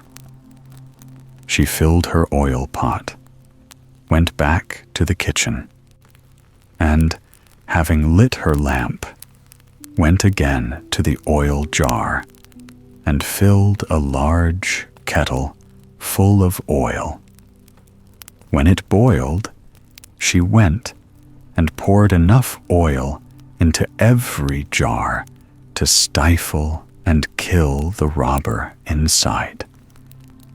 When this brave deed was done, she went back to the kitchen, put out the fire and the lamp, and waited to see what would happen. In a quarter of an hour, the captain of the robbers awoke, got up, and opened the window. As all seemed quiet, he threw down some little pebbles, which hit the jars. He listened, and as none of his men seemed to stir, he grew uneasy and went down into the yard. On going to the first jar and saying, "Are you asleep?" he smelt the hot boiled oil and knew at once that his plot to murder Ali Baba and his household had been discovered. He found all the gang was dead, and, missing the oil out of the last jar, became aware of the manner of their death. He then forced the lock of a door leading into a garden, and climbing over several walls, made his escape. Morgiana heard and saw all this, and rejoicing at her success, went to bed and fell asleep. At daybreak, Ali Baba arose, and seeing the oil jars still there, asked why the merchant had not gone with his mules. Morgiana bade him look in the first jar and see if there was any oil. Seeing a man, he started back in terror. "Have no fear," said Morgiana. the man cannot harm you. He is dead." Ali Baba, when he had recovered somewhat from his astonishment, asked what had become of the merchant. "Merchant," said she, "he is no more a merchant than I am." And she told him the whole story, assuring him that it was a plot of the robbers of the forest, of whom only 3 were left, and that the white and red chalk marks had something to do with it. Ali Baba at once gave Morgiana her freedom, saying that he owed her his life. They then buried the bodies in Ali Baba's garden, while the mules were sold in the market by his slaves. The captain returned to his lonely cave, which seemed frightful to him without his lost companions, and firmly resolved to avenge them by killing Ali Baba. He dressed himself carefully and went into the town, where he took lodgings in an inn.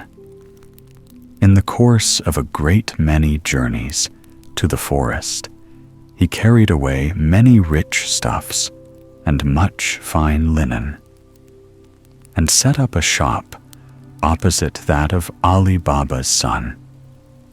He called himself Khoja Hassan, and as he was both civil and well-dressed, he soon made friends with Ali Baba's son, and through him with Ali Baba, whom he was continually asking to sup with him.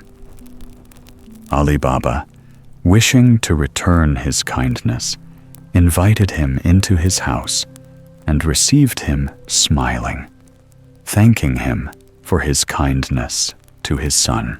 When the merchant was about to take his leave, Ali Baba stopped him, saying, "Where are you going, sir, in such haste? Will you not stay and sup with me?" The merchant refused, saying that he had a reason. And on Ali Baba's asking him what that was, he replied, "It is, sir, that I can eat no victuals that have any salt in them." "If that is all," said Ali Baba, "let me tell you that there shall be no salt in either the meat or the bread that we eat tonight." He went to give this order to Morgiana, who was much surprised. "Who is this man," she said, "who eats no salt with his meat?" "He is an honest man, Morgiana," returned her master. "Therefore do as I bid you." But she could not withstand a desire to see this strange man, so she helped Abdallah to carry up the dishes, and saw in a moment that Khoja Hassan was the robber captain, and carried a dagger under his garment. "I am not surprised," she said to herself, "that this wicked man, who intends to kill my master, will eat no salt with him. But I will hinder his plans." She sent up the supper by Abdallah while she made ready for one of the boldest acts that could be thought on. When the dessert had been served, Khoja Hassan was left alone with Ali Baba and his son, whom he thought to make drunk and then to murder them. Morgiana, meanwhile, put on a headdress like a dancing girl's, and clasped a girdle round her waist, from which hung a dagger with a silver hilt, and said to Abdallah, "Take your tabor, and let us go and divert our master and his guest." Abdallah took his tabor and played before Morgiana until they came to the door, where Abdallah stopped playing and Morgiana made a low courtesy. "Come in, Morgiana," said Ali Baba, "and let Cogia Hassan see what you can do." And turning to Cogia Hassan, he said, "She's my slave and my housekeeper." Cogia Hassan was by no means pleased, for he feared that his chance of killing Ali Baba was gone for the present. But he pretended great eagerness to see Morgiana, and Abdallah began to play, and Morgiana to dance. After she had performed several dances, she drew her dagger and made passes with it, sometimes pointing it at her own breast, sometimes at her master's, as if it were part of the dance. Suddenly, out of breath, she snatched the tabor from Abdallah with her left hand, and holding the dagger in her right hand, held out the tabor to her master. Ali Baba and his son put a piece of gold into it, and Cogia Hassan, seeing that she was coming to him, pulled out his purse to make her a present. But while he was putting his hand into it, Morgiana plunged the dagger into his heart. "Unhappy girl," cried Ali Baba and his son, "what have you done to ruin us?" "It was to preserve you, master, not to ruin you," answered Morgiana. "See here," opening the false merchant's garment and showing the dagger. "See what an enemy you have entertained. Remember, he would eat no salt with you. And what more would you have? Look at him. He is both the false oil merchant and the captain of the 40 Thieves." Ali Baba was so grateful to Morgiana for thus saving his life that he offered her to his son in marriage, who readily consented. And a few days after the wedding was celebrated with greatest splendor. At the end of a year, Ali Baba, hearing nothing of the 2 remaining robbers, judged they were dead, and set out to the cave. The door opened on his saying, "Open sesame." He went in, and saw that nobody had been there since the captain left it. He brought away as much gold as he could carry, and returned to town. He told his son the secret of the cave, which his son handed down in his turn. So the children and grandchildren of Ali Baba were rich to the end of their lives. Hansel and Gretel. Once upon a time, there dwelt on the outskirts of a large forest a poor woodcutter with his wife and 2 children. The boy was called Hansel, and the girl Gretel. He had always little enough to live on, and once, when there was a great famine in the land, he couldn't even provide them with daily bread. One night, as he was tossing about in bed, full of cares and worry, he sighed and said to his wife, "What's to become of us? How are we to support our poor children, now that we have nothing more for ourselves?" "I'll tell you what, husband," answered the woman. "Early tomorrow morning, we'll take the children out into the thickest part of the wood. There we shall light a fire for them and give them each a piece of bread. Then we'll go on to our work and leave them alone. They won't be able to find their way home, and we shall thus be rid of them." "No, wife," said her husband, "that I won't do. How could I find it in my heart to leave my children alone in the wood? The wild beasts would soon come and tear them to pieces." "Oh, you fool," said she. "Then we must all four die of hunger. And you may just as well go and plane the boards for our coffins." And she left him no peace till he consented. "But I can't help feeling sorry for the poor children," added the husband. The children, too, had not been able to sleep for hunger, and had heard what their stepmother had said to their father. Gretel wept bitterly and spoke to Hansel. "Now it's all up with us." "No, no, Gretel," said Hansel. "Don't fret yourself. I'll be able to find a way to escape. No fear."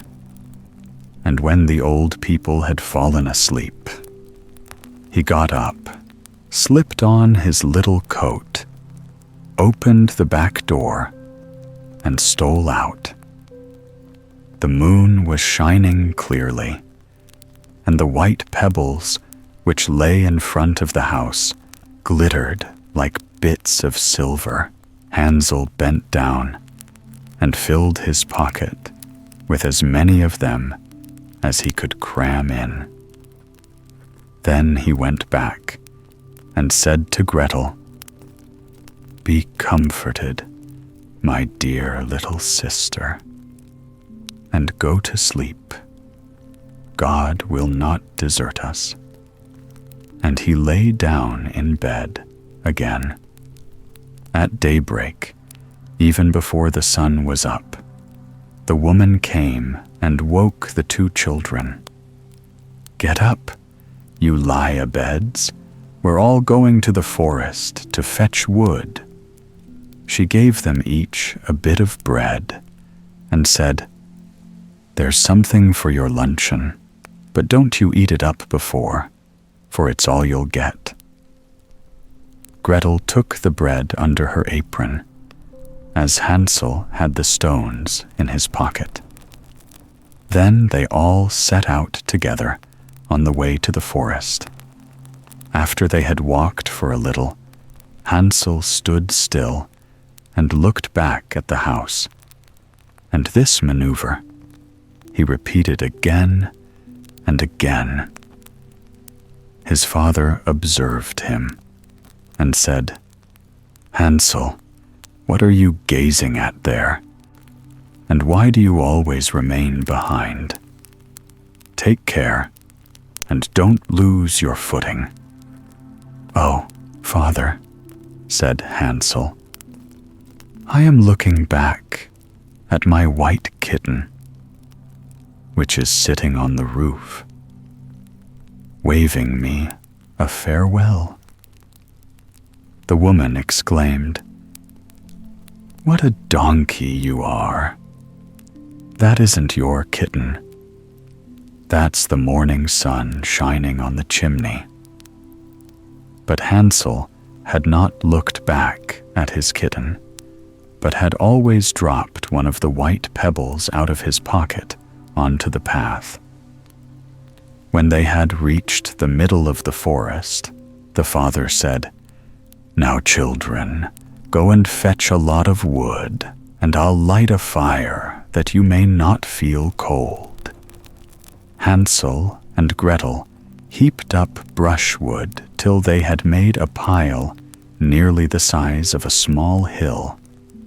The brushwood was set fire to, and when the flames leaped high, the woman said, "Now lie down at the fire, children, and rest yourselves. We are going into the forest to cut down wood. When we've finished, we'll come back and fetch you." Hansel and Gretel sat down beside the fire, and at midday ate their little bits of bread. They heard the strokes of the axe, so they thought their father was quite near. But it was no axe they heard, but a bough he had tied on a dead tree, and that was blown about by the wind. And when they had sat for a long time, their eyes closed with fatigue, and they fell fast asleep.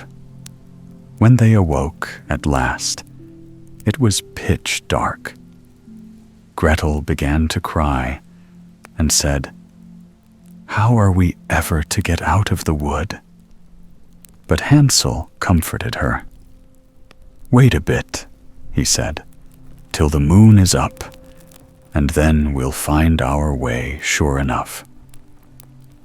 And when the full moon had risen, he took his sister by the hand and followed the pebbles, which shone like new threepenny bits, and showed them the path.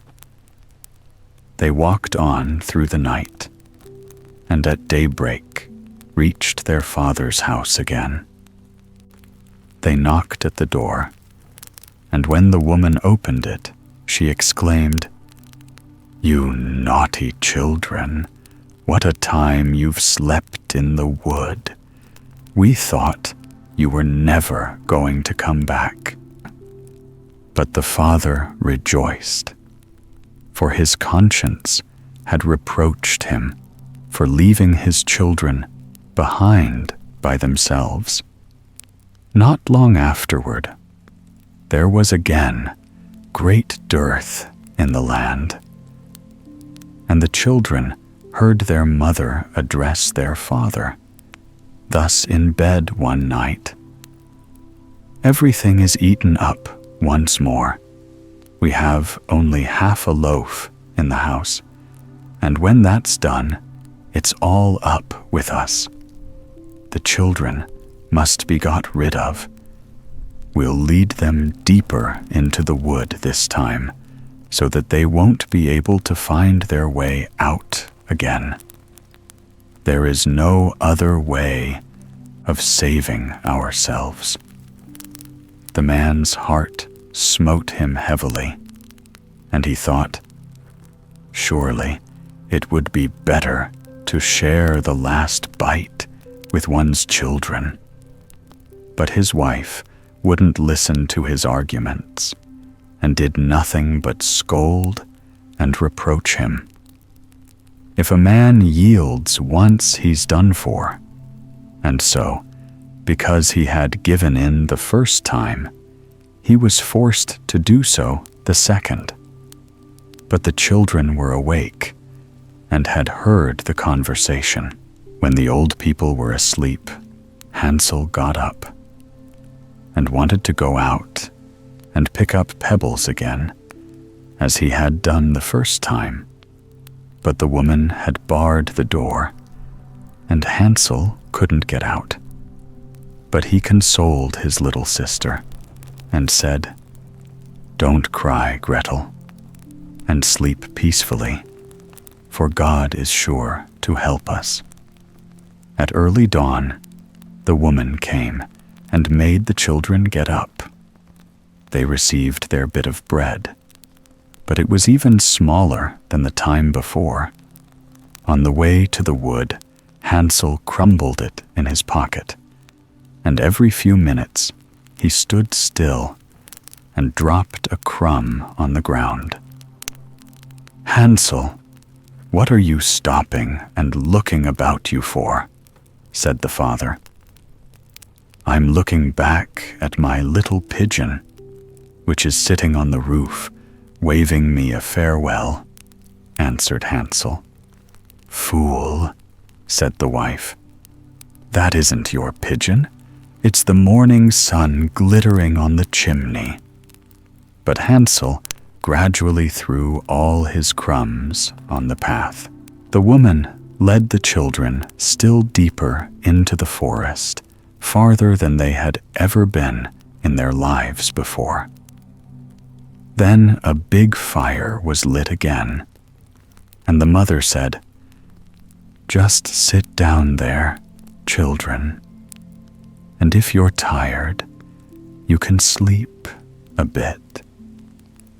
We're going into the forest to cut down wood, and in the evening, when we're finished, we'll come back to fetch you." At midday, Gretel divided her bread with Hansel, for he had strewn his all along their path.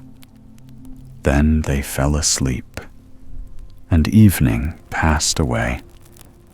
But nobody came to the poor children.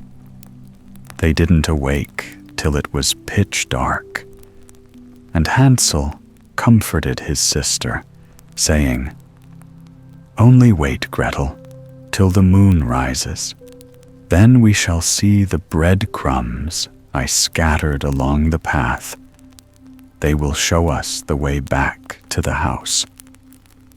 When the moon appeared, they got up, but they found no crumbs, for the thousands of birds that fly about the woods and fields had picked them all up. "Never mind," said Hansel to Gretel. "You'll see we'll find a way out." But all the same, they did not. They wandered about the whole night, and the next day, from morning till evening, but they could not find a path out of the wood.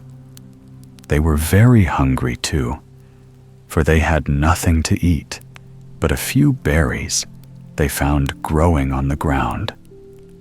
And at last they were so tired that their legs refused to carry them any longer, so they lay down under a tree and fell fast asleep. On the third morning, after they had left their father's house, they set about their wandering again, but only got deeper and deeper into the wood. And now they felt that if help did not come to them soon, they must perish.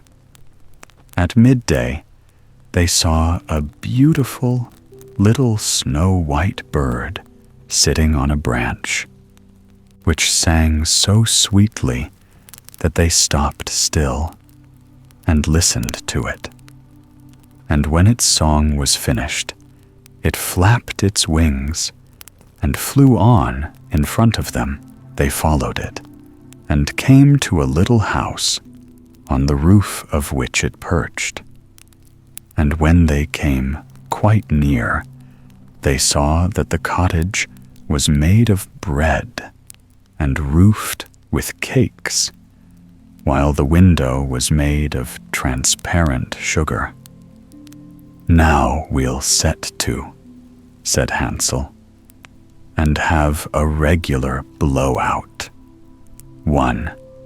I'll eat a bit of the roof, and you, Gretel, can eat some of the window, which you'll find a sweet morsel."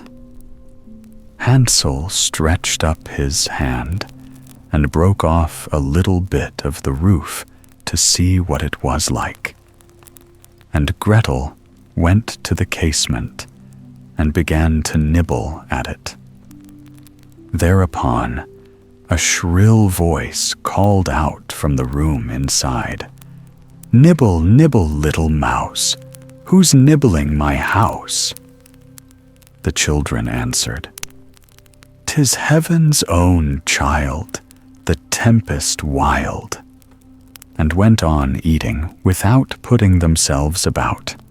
Hansel, who thoroughly appreciated the roof, tore down a big bit of it, while Gretel pushed out a whole round window pane and sat down the better to enjoy it.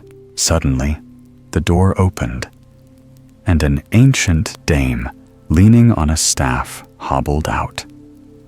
Hansel and Gretel were so terrified that they let what they had in their hands fall.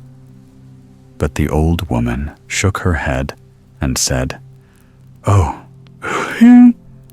you dear children, who led you here?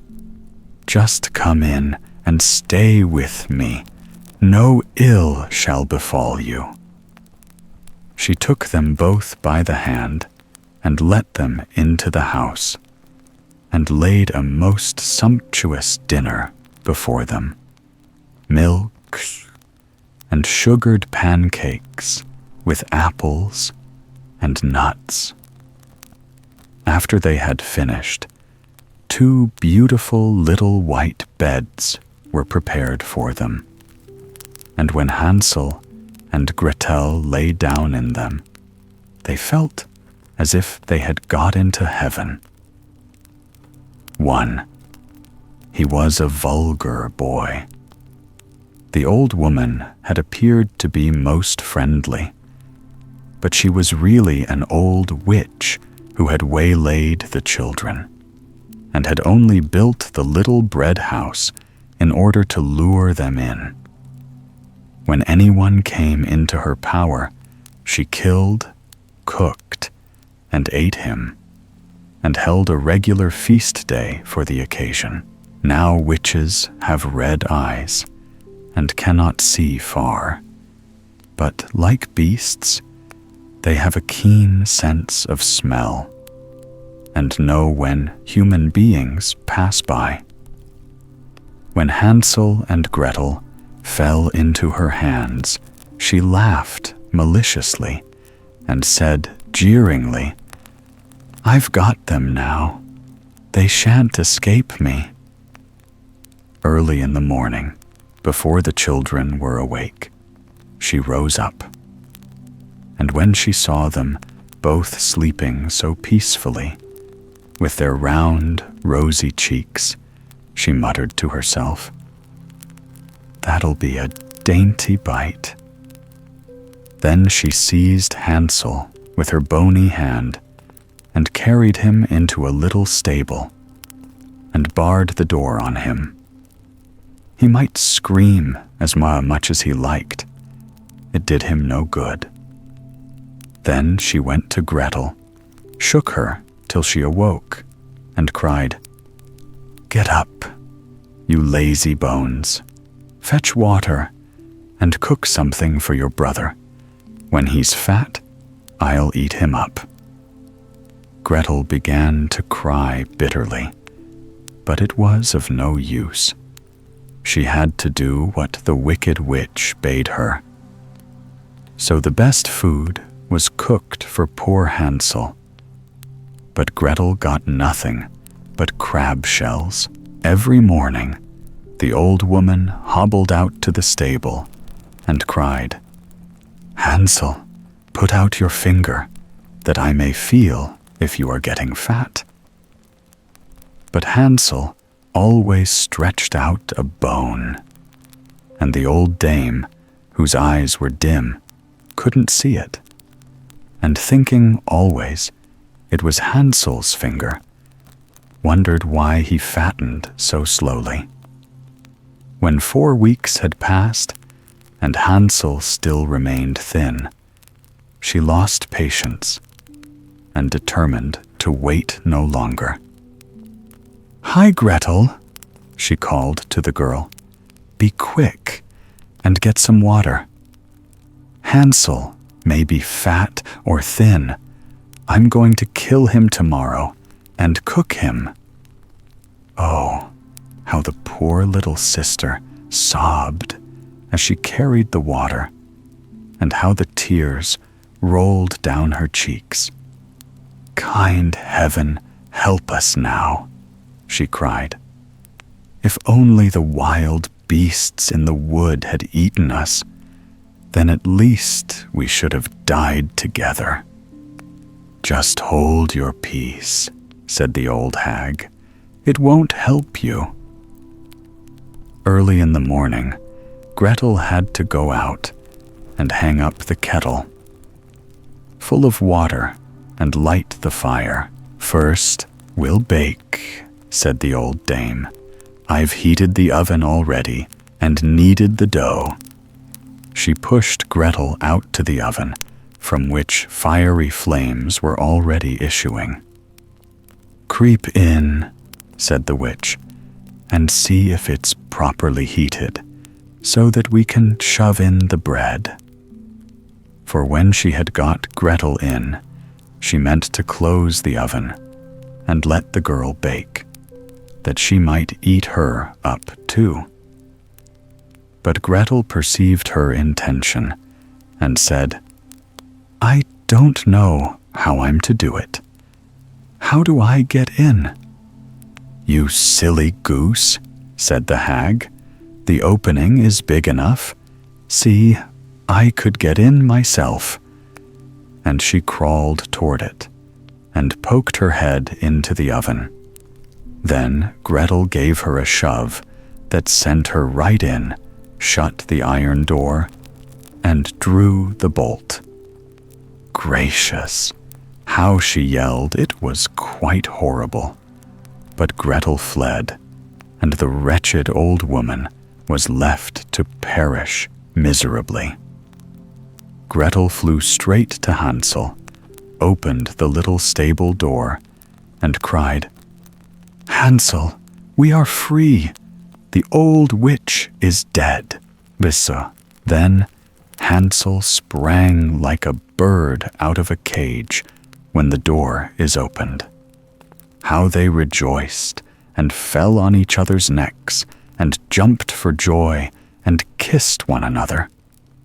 And as they had no longer any cause for fear, they went in the old hag's house, and here they found, in every corner of the room, boxes with pearls and precious stones. "These are even better than pebbles," said Hansel, and crammed his pockets full of them. And Gretel said, "I too will bring something home." And she filled her apron full. "But now," said Hansel, "let's go and get well away from the witch's wood." When they had wandered about for some hours, they came to a big lake. "We can't get over," said Hansel. "I see no bridge of any sort or kind." Yes, and there's no ferry boat either," answered Gretel. "But look, there swims a white duck. If I ask her, she'll help us over." And she called out, "Here are 2 children, mournful very, seeing neither bridge nor ferry. Take us upon your white back, and row us over, quack, quack." The duck swam toward them, and Hansel got on her back and bade his little sister sit beside him. "No," answered Gretel. "We should be too heavy a load for the duck. She shall carry us across separately." The good bird did this, and when they were landed safely on the other side and had gone for a while, the wood became more and more familiar to them, and at length they saw their father's house in the distance. Then they set off to run, and bounding into the room, fell on their father's neck. The man had not passed a happy hour since he left them in the wood, but the woman had died. Gretel shook out her apron, so that the pearls and precious stones rolled about the room, and Hansel threw down one handful after the other out of his pocket. Thus all their troubles were ended, and they lived happily ever afterward. My story is done. See, there runs a little mouse. Anyone who catches it may make himself a large fur cap out of it. Snow White and Rose Red. A poor widow once lived in a little cottage with a garden in front of it, in which grew 2 rose trees. one bearing white roses and the other red. She had 2 children who were just like the 2 rose trees. One was called Snow White and the other Rose Red. And they were the sweetest and best children in the world, always diligent and always cheerful. But Snow White was quieter and more gentle than Rose Red. Rose Red loved to run about the fields and meadows and to pick flowers and catch butterflies. But Snow White sat at home with her mother and helped her in the household, or read aloud to her when there was no work to do. The 2 children loved each other so dearly that they always walked about hand in hand whenever they went out together. And when Snow White said, "We will never desert each other," Rose Red answered, "No, not as long as we live." And the mother added, "Whatever one gets, she shall share with the other." Quoi. They often roamed about in the woods gathering berries, and no beast offered to hurt them. On the contrary, they came up to them in the most confiding manner. The little hare would eat a cabbage leaf from their hands. The deer grazed beside them. The stag would bound past them merrily, and the birds remained on the branches and sang to them with all their might. No evil ever befell them. If they tarried late in the wood and night overtook them, they lay down together on the moss and slept till morning. And their mother knew they were quite safe and never felt anxious about them. Once, when they had slept all night in the wood and had been wakened by the morning sun, they perceived a beautiful child in a shining white robe sitting close to their resting place. The figure got up, looked at them kindly, but said nothing, and vanished into the wood. And when they looked round about them, they became aware that they had slept quite close to a precipice, over which they would certainly have fallen had they gone on a few steps further in the darkness. And when they told their mother of their adventure, she said what they had seen must have been the angel that guards good children. Snow White and Rose Red kept their mother's cottage so beautifully clean and neat that it was a pleasure to go into it. In summer, Rose Red looked after the house, and every morning before her mother awoke, she placed a bunch of flowers before the bed. From each tree, a rose. In winter, Snow White lit the fire and put on the kettle, which was made of brass, but so beautifully polished that it shone like gold. In the evening, when the snowflakes fell, their mother said, "Snow White, go and close the shutters." And they drew round the fire, while the mother put on her spectacles and read aloud from a big book, and the 2 girls listened and sat and span. Beside them on the ground lay a little lamb, and behind them perched a little white dove with its head tucked under its wings. One evening, as they sat thus cozily together, someone knocked at the door as though he desired admittance. The mother said, "Rose Red, Open the door quickly. It must be some traveler seeking shelter." Rose Red hastened to unbar the door and thought she saw a poor man standing in the darkness outside. But it was no such thing, only a bear who poked his thick black head through the door. Rose Red screamed aloud and sprang back in terror. The lamb began to bleat, the dove flapped its wings, and Snow White ran and hid behind her mother's bed. But the bear began to speak and said, "Don't be afraid. I won't hurt you. I am half frozen and only wish to warm myself a little." "My poor bear," said the mother, "lie down by the fire. Only take care you don't burn your fur." Then she called out, "Snow White and Rose Red, come out. The bear will do you no harm. He is a good, honest creature."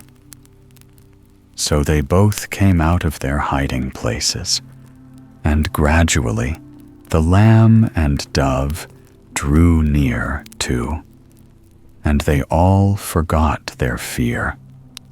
The bear asked the children to beat the snow a little out of his fur, and they fetched a brush and scrubbed him till he was dry. Then the beast stretched himself in front of the fire and growled quite happily and comfortably. The children soon grew quite at their ease with him and led their helpless guest a fearful life. They tugged his fur with their hands, put their small feet on his back, and rolled him about here and there, or took a hazel wand and beat him with it. And if he growled, they only laughed. The bear submitted to everything with the best possible good nature. Only when they went too far, he cried, "Oh, children, spare my life. Snow White and Rose Red, don't beat your lover dead." When it was time to retire for the night, and the others went to bed, the mother said to the bear, "You can lie there on the hearth, in heaven's name. It will be shelter for you from the cold and wet." As soon as day dawned, the children led him out, and he trotted over the snow into the wood. From this time on, the bear came every evening at the same hour and lay down by the hearth and let the children play what pranks they liked with him, and they got so accustomed to him that the door was never shut till their black friend had made his appearance. When spring came and all outside was green, the bear said one morning to Snow White, "Now I must go away and not return again the whole summer." "Where are you going to, dear bear?" asked Snow White. "I must go to the wood and protect my treasure from the wicked dwarfs. In winter, when the earth is frozen hard, they are obliged to remain underground, for they can't work their way through. But now, when the sun has thawed and warmed the ground, they break through and come up above to spy the land and steal what they can. What once falls into their hands and into their caves is not easily brought back to light. Snow White was quite sad over their friend's departure, and when she unbarred the door for him, the bear, stepping out, caught a piece of his fur in the door knocker, and Snow White thought she caught sight of glittering gold beneath it. But she couldn't be certain of it, and the bear ran hastily away and soon disappeared behind the trees. A short time after this, the mother sent the children into the wood to collect faggots. They came in their wanderings upon a big tree which lay felled on the ground, and on the trunk among the long grass they noticed something jumping up and down, but what it was they couldn't distinguish. When they approached nearer, they perceived a dwarf with a wizened face and a beard a yard long. The end of the beard was jammed into a cleft of the tree, and the little man sprang about like a dog on a chain and didn't seem to know what he was to do. He glared at the girls with his fiery red eyes and screamed out, "What are you standing there for? Can't you come and help me?" "What were you doing, little man?" asked Rose Red. "You stupid, inquisitive goose," replied the dwarf. "I wanted to split the tree in order to get little chips of wood for our kitchen fire, those thick logs that serve to make fires for coarse, greedy people like yourselves quite burn up all the little food we need." I had successfully driven in the wedge, and all was going well. But the cursed wood was so slippery that it suddenly sprang out, and the tree closed up so rapidly that I had no time to take my beautiful white beard out. So here I am, stuck fast, and I can't get away. And you silly, smooth-faced, milk and water girls just stand and laugh. Ugh, what wretches you are. The children did all in their power, but they couldn't get the beard out. It was wedged in far too firmly. "I will run and fetch somebody," said Rose Red. "Crazy blockheads," snapped the dwarf. "What's the good of calling anyone else? You're already too many for me. Does nothing better occur to you than that?" "Don't be so impatient," said Snow White. "I'll see you get help." And taking her scissors out of her pocket, she cut off the end of his beard. As soon as the dwarf felt himself free, he seized a bag full of gold which was hidden among the roots of the tree, lifted it up, and muttered aloud, "Curse these rude wretches, cutting off a piece of my splendid beard."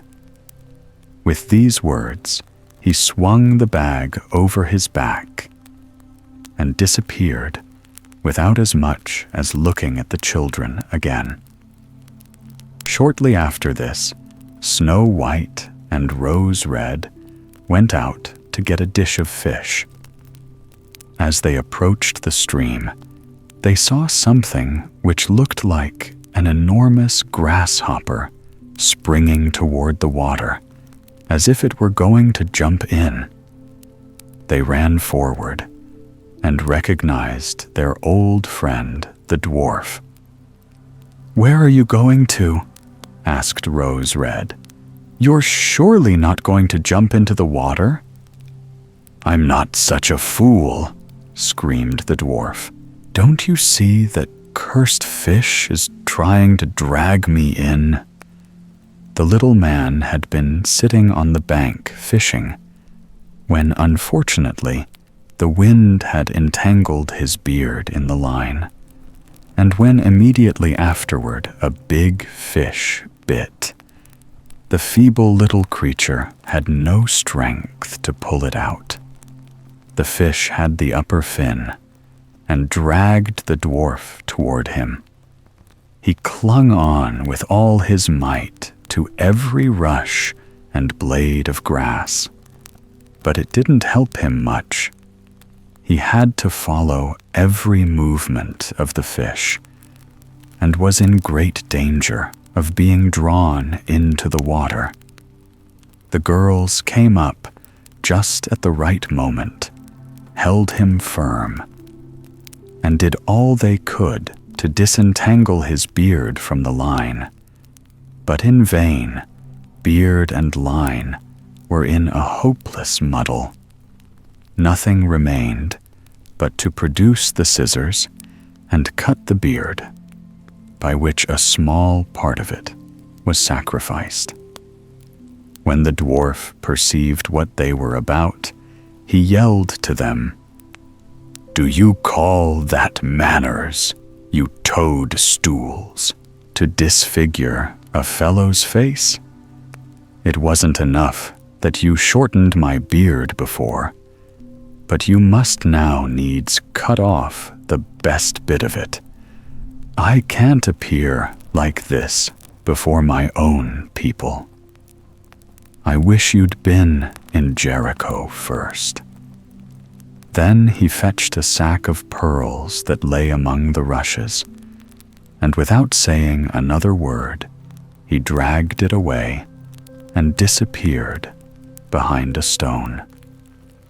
It happened that soon after this, the mother sent the two girls to the town to buy needles, thread, laces, and ribbons. Their road led over a heath where huge boulders of rock lay scattered here and there. While trudging along, they saw a big bird hovering in the air, circling slowly above them, but always descending lower, till at last it settled on a rock not far from them. Immediately afterward, they heard a sharp, piercing cry. They ran forward and saw with horror that the eagle had pounced on their old friend the dwarf and was about to carry him off. The tender-hearted children seized hold of the little man and struggled so long with the bird that at last he let go his prey. When the dwarf had recovered from the first shock, he screamed in his screeching voice, "Couldn't you have treated me more carefully? You have torn my thin little coat all to shreds, useless, awkward hussies that you are." Then he took a bag of precious stones and vanished under the rocks into his cave. The girls were accustomed to his ingratitude and went on their way and did their business in town. On their way home, as they were again passing the heath, they surprised the dwarf pouring out his precious stones on an open space, for he had thought no one would pass by at so late an hour. The evening sun shone on the glittering stones, and they glanced and gleamed so beautifully that the children stood still and gazed on them. "What are you standing there gaping for?" screamed the dwarf, and his ashen gray face became scarlet with rage. He was about to go off with these angry words when a sudden growl was heard, and a black bear trotted out of the wood The dwarf jumped up in great fright, but he hadn't time to reach his place of retreat, for the bear was already close to him. Then he cried in terror, "Dear Mr. Bear, spare me. I'll give you all my treasure. Look at those beautiful, precious stones lying there. Spare my life. What pleasure would you get from a poor, feeble little fellow like me? You won't feel me between your teeth. There, lay hold of these two wicked girls. They will be a tender morsel for you, as fat as young quails. Eat them up, for heaven's sake." But the bear, paying no attention to his words, gave the evil little creature one blow with his paw, and he never moved again. The girls had run away, but the bear called after them, "Snow White and Rose Red, don't be afraid. Wait, and I'll come with you. Goose-Girl." Then they recognized his voice and stood still. And when the bear was quite close to them, his skin suddenly fell off, and a beautiful man stood beside them, all dressed in gold. "I am a king's son," he said, "and have been doomed by that unholy little dwarf who had stolen my treasure to roam about the woods as a wild bear till his death should set me free. Now he has got his well-merited punishment." Snow White married him, and Rose Red his brother, and they divided the great treasure the dwarf had collected in his cave between them. The old mother lived for many years peacefully with her children, and she carried the 2 rose trees with her, and they stood in front of her window. And every year they bore the finest red and white roses. The Goose-Girl. Once upon a time, an old queen, whose husband had been dead for many years, had a beautiful daughter. When she grew up, she was betrothed to a prince who lived a great way off. Now, when the time drew near for her to be married and to depart into a foreign kingdom, her old mother gave her much costly baggage and many ornaments, gold and silver, trinkets and knickknacks, and, in fact, everything that belonged to a royal trousseau, for she loved her daughter very dearly. She gave her a waiting maid also, who was to ride with her and hand her over to the bridegroom. And she provided each of them with a horse for the journey. Now the princess's horse was called Falada, and could speak. When the hour for departure drew near, the old mother went to her bedroom, and taking a small knife, she cut her fingers till they bled. Then she held a white rag under them, and letting 3 drops of blood fall into it, she gave it to her daughter, and said, "Dear child, take great care of this rag. It may be of use to you on the journey." So they took a sad farewell of each other, and the princess stuck the rag in front of her dress, mounted her horse, and set forth on the journey to her bridegroom's kingdom. After they had ridden for about an hour, the princess began to feel very thirsty and said to her waiting maid, "Pray get down and fetch me some water in my golden cup out of yonder stream.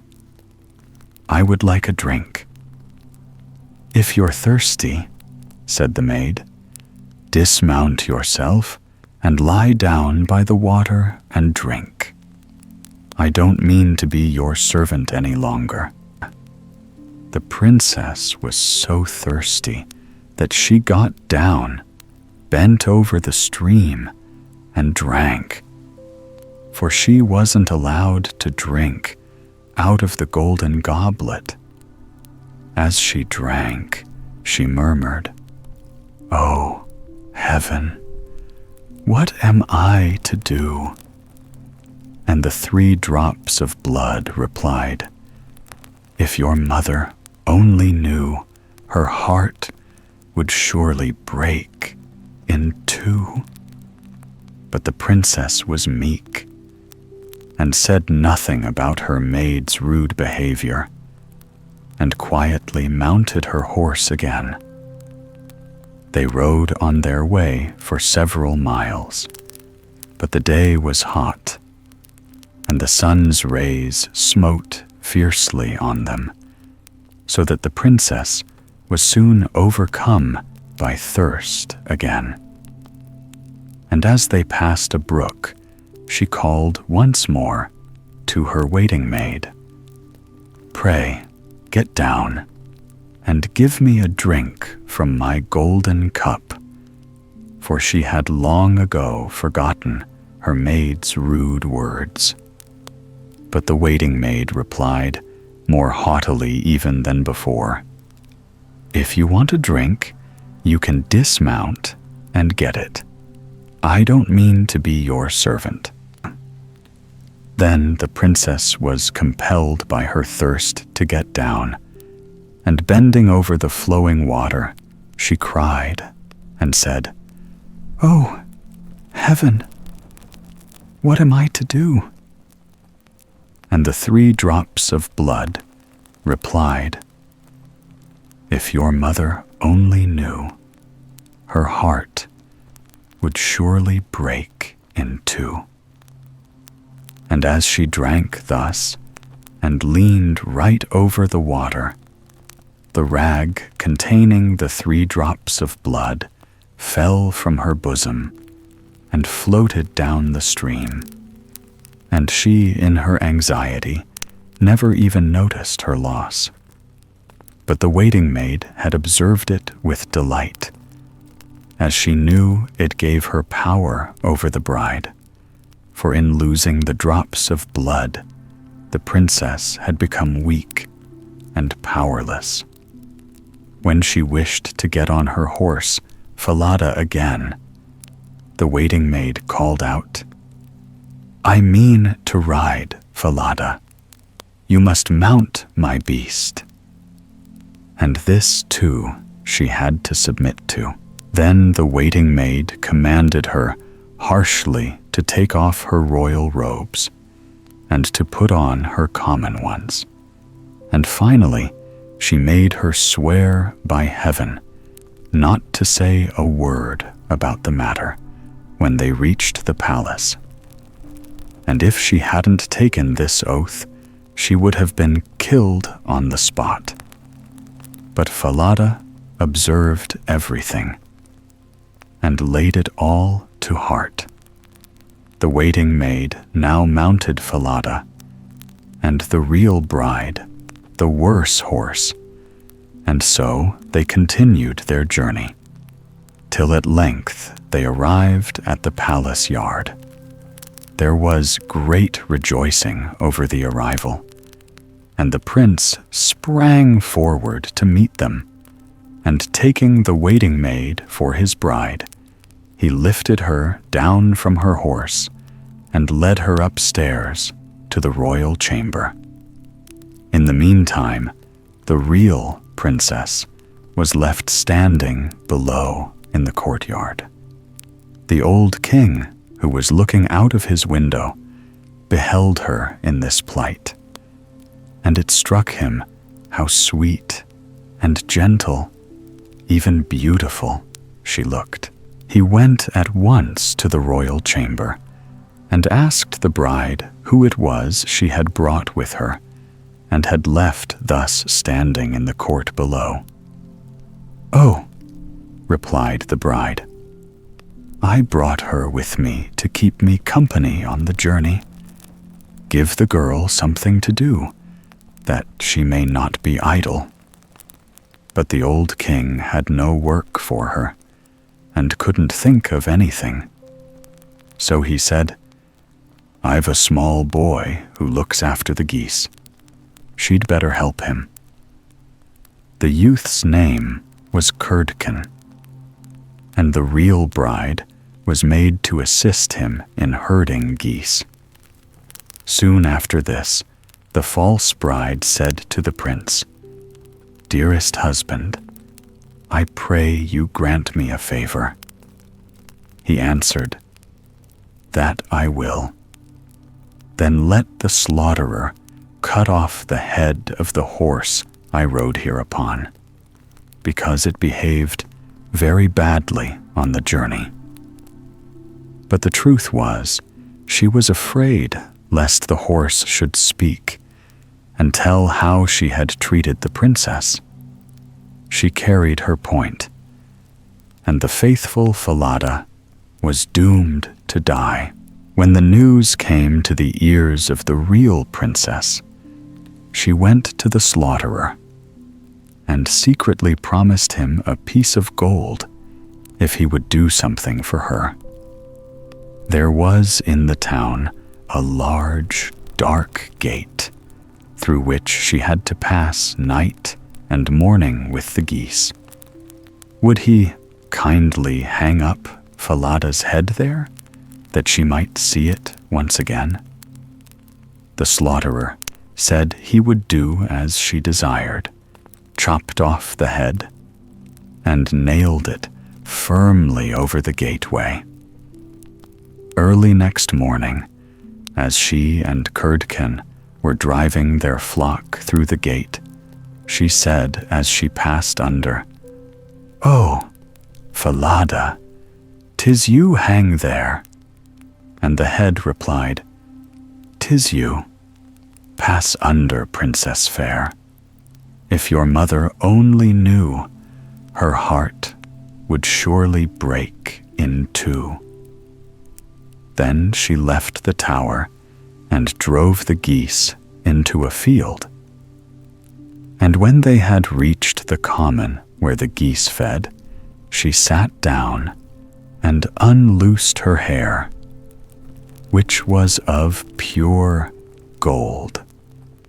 Curdken loved to see it glitter in the sun, and wanted much to pull some hair out.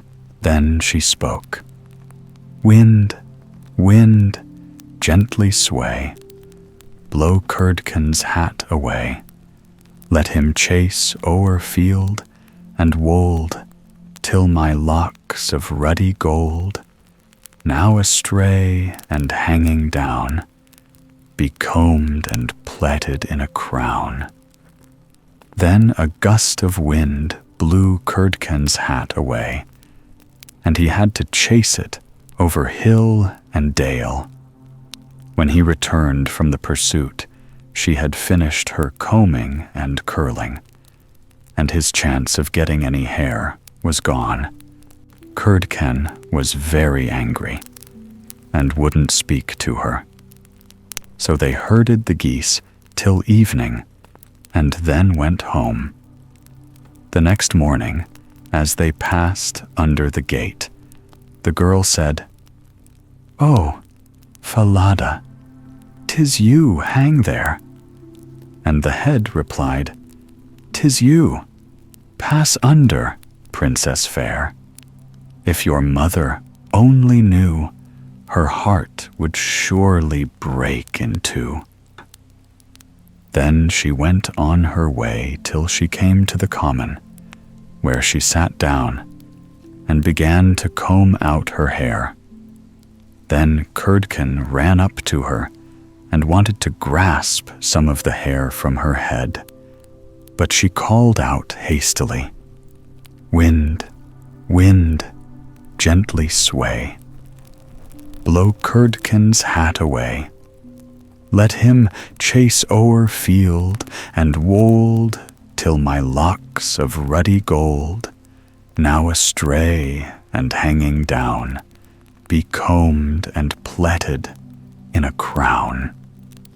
Then a puff of wind came and blew Curdken's hat far away, so that he had to run after it. And when he returned, she had long finished putting up her golden locks, and he couldn't get any hair. So they watched the geese till it was dark.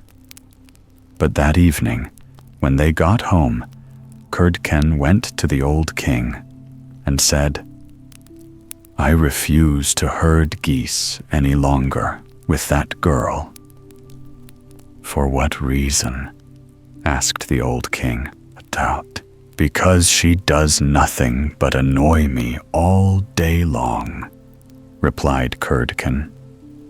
And he proceeded to relate all her iniquities, and said, "Every morning, as we drive the flock through the dark gate, she says to a horse's head that hangs on the wall, 'Oh, Falada, 'tis you, hang there.' And the head replies, ''Tis you. Pass under, princess fair. If your mother only knew, her heart would surely break in two.'" And Curdken went on to tell what passed on the common where the geese fed, and how he had always to chase his hat. The old king bade him go and drive forth his flock as usual next day. And when morning came, he himself took up his position behind the dark gate, and heard how the Goose-Girl greeted Falada.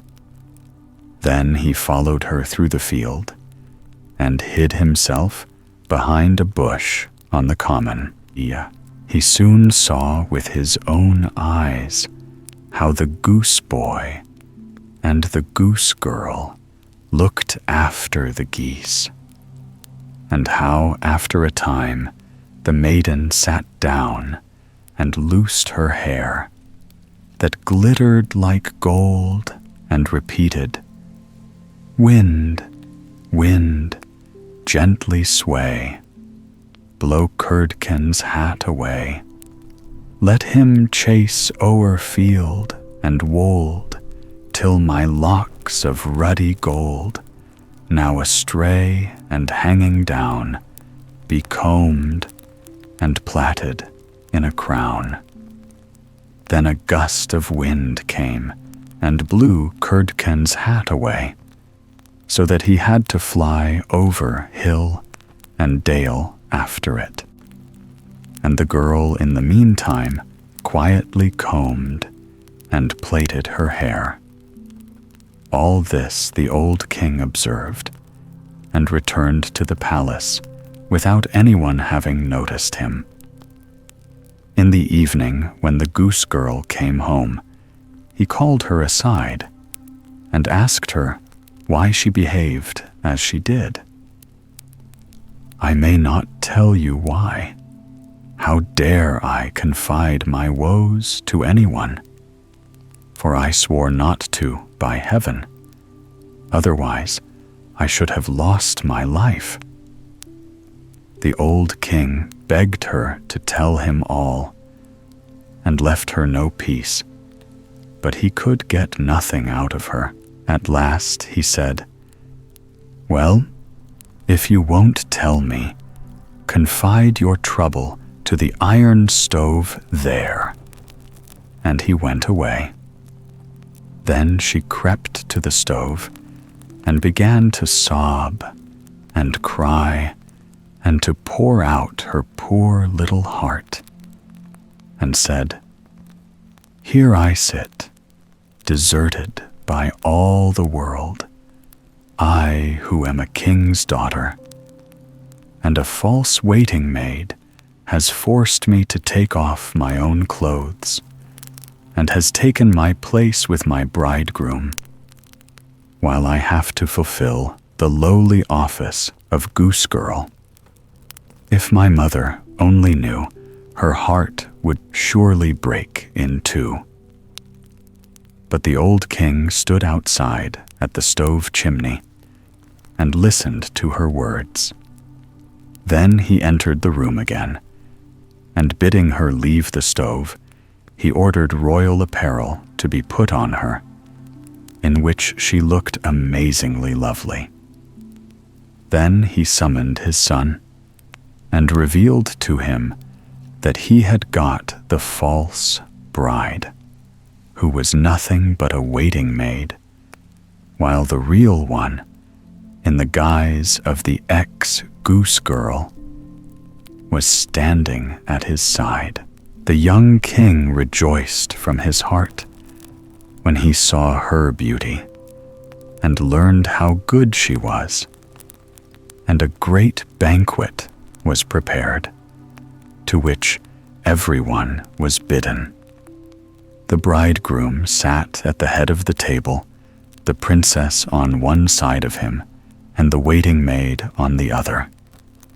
But she was so dazzled that she did not recognize the princess in her glittering garments. Now, when they had eaten and drunk, and were merry, the old king asked the waiting maid to solve a knotty point for him. "What," said he, "should be done to a certain person who has deceived everyone?" And he proceeded to relate the whole story, ending up with, "Now what sentence should be passed?" Then the false bride answered, "She deserves to be put stark naked into a barrel lined with sharp nails, which should be dragged by 2 white horses up and down the street till she is dead." "You are the person," said the king, "and you have passed sentence on yourself, and even so it shall be done to you." And when the sentence had been carried out, the young king was married to his real bride, and both reigned over the kingdom in peace and happiness. Toads and Diamonds. There was once, upon a time, a widow who had 2 daughters. The eldest was so much like her in the face and humor that whoever looked upon the daughter saw the mother.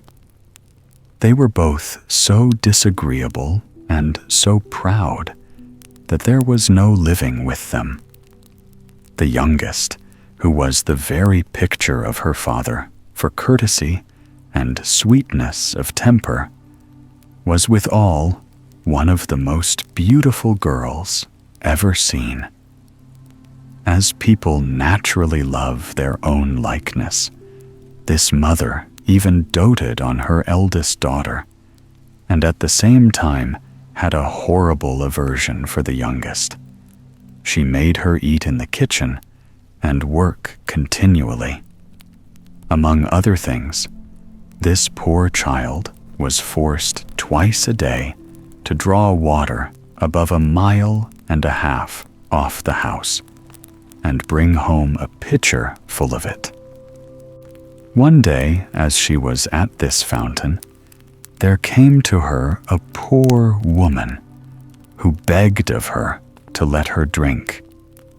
"Oh, I with all my heart, goody," said this pretty little girl, and rinsing immediately the pitcher, she took up some water from the clearest place of the fountain and gave it to her, holding up the pitcher all the while that she might drink the easier. The good woman, having drunk, said to her, "You are so very pretty, my dear, so good and so mannerly, that I cannot help giving you a gift." For this was a fairy who had taken the form of a poor country woman, to see how far the civility and good manners of this pretty girl would go.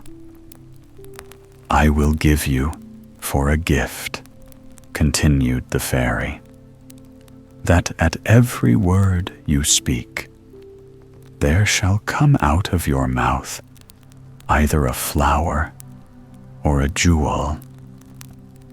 When this pretty girl came home, her mother scolded her for staying so long at the fountain. "I beg your pardon, Mamma," said the poor girl, "for not making more haste." And in speaking these words, there came out of her mouth 2 roses, 2 pearls, and 2 diamonds. "What is it I see there?" said the mother, quite astonished. "I think I see pearls and diamonds come out of the girl's mouth. How happens this, child?" This was the first time she had ever called her child. The poor creature told her frankly all the matter, not without dropping out infinite numbers of diamonds. "In good faith," cried the mother, "I must send my child thither. Come hither, Fanny. Look what comes out of thy sister's mouth when she speaks. Wouldst not thou be glad, my dear, to have the same gift given thee? Thou hast nothing else to do but go and draw water out of the fountain. And when a certain poor woman asks you to let her drink, to give it to her very civilly. It would be a very fine sight indeed," said this ill-bred minx, "to see me go draw water." "You shall go, hussy," said the mother, "and this minute." So away she went, but grumbling all the way, taking with her the best silver tankard in the house. She was no sooner at the fountain than she saw coming out of the wood a lady most gloriously dressed, who came up to her and asked to drink. This was, you must know, the very fairy who appeared to her sister, but now had taken the air and dress of a princess to see how far this girl's rudeness would go. "Am I come hither," said the proud, saucy one, "to serve you with water, pray? I suppose the silver tankard was brought purely for your ladyship, was it? However, you may drink out of it, if you have a fancy." "You are not over and above mannerly," answered the fairy, without putting herself in a passion. "Well then, since you have so little breeding and are so disobliging, I give you for a gift that at every word you speak there shall come out of your mouth a snake or a toad." So soon as her mother saw her coming, she cried out, "Well, daughter?" "Well, mother?"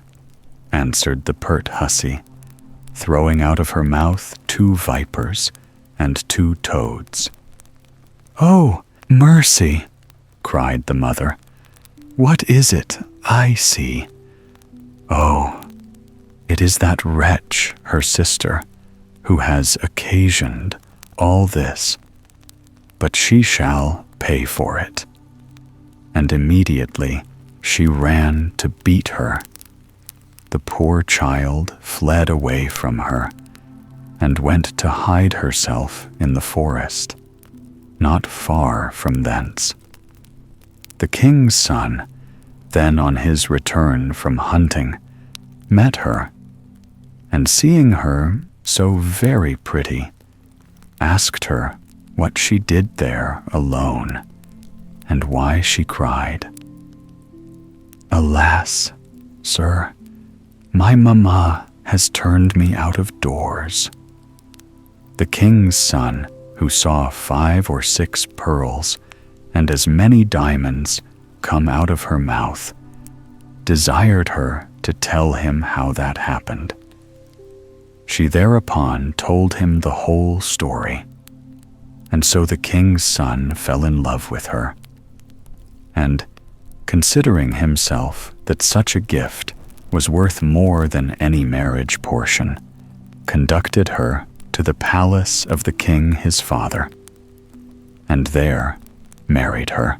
As for the sister, she made herself so much hated that her own mother turned her off, and the miserable wretch, having wandered about a good while without finding anybody to take her in, went to a corner of the wood, and there died. Prince Darling. Once upon a time, there lived a king who was so just and kind that his subjects called him the Good King. It happened one day, when he was out hunting, that a little white rabbit, which his dogs were chasing, sprang into his arms for shelter. The king stroked it gently and said to it, "Well, Bunny, as you have come to me for protection, I will see that nobody hurts you." And he took it home to his palace and had it put in a pretty little house with all sorts of nice things to eat. That night, when he was alone in his room, a beautiful lady suddenly appeared before him. Her long dress was as white as snow, and she had a crown of white roses upon her head. The good king was very much surprised to see her, for he knew his door had been tightly shut, and he could not think how she had got in. But she said to him, "I am the fairy Truth. I was passing through the wood when you were out hunting, and I wished to find out if you were really good, as everybody said you were. So I took the shape of a little rabbit and came to your arms for shelter. For I know that those who are merciful to animals will be still kinder to their fellow men. If you had refused to help me, I should have been certain that you were wicked. I thank you for the kindness you have shown me, which has made me your friend forever. You have only to ask me for anything you want, and I promise that I will give it to you." "Madam," said the good king, "since you are a fairy, you no doubt know all my wishes. I have but one son, whom I love very dearly. That is why he is called Prince Darling. If you are really good enough to wish to do me a favor, I beg that you will become his friend." "With all my heart," answered the fairy. "I can make your son the handsomest prince in the world, or the richest, or the most powerful. Choose whichever you like for him, Bissau." "I do not ask either of these things for my son," replied the good king. "But if you will make him the best of princes, I shall indeed be grateful to you. What good would it do him to be rich or handsome, or to possess all the kingdoms of the world if he were wicked? You know well he would still be unhappy. Only a good man can be really contented." "You are quite right," answered the fairy. "But it is not in my power to make Prince Darling a good man unless he will help me. He must himself try hard to become good. I can only promise to give him good advice, to scold him for his faults, and to punish him if he will not correct and punish himself." The good king was quite satisfied with this promise, and very soon afterward he died. Prince Darling was very sorry, for he loved his father with all his heart, and he would willingly have given all his kingdoms and all his treasures of gold and silver if they could have kept the good king with him. 2 days afterward, when the prince had gone to bed, the fairy suddenly appeared to him and said, "I promised your father that I would be your friend, and to keep my word, I have come to bring you a present." At the same time, she put a little gold ring upon his finger. "Take great care of this ring," she said. "It is more precious than diamonds. Every time you do a bad deed, it will prick your finger. But if, in spite of its pricking, you go on in your own evil way, you will lose my friendship, and I shall become your enemy." So saying, the fairy disappeared, leaving Prince Darling very much astonished. For some time he behaved so well that the ring never pricked him, and that made him so contented that his subjects called him Prince Darling the Happy.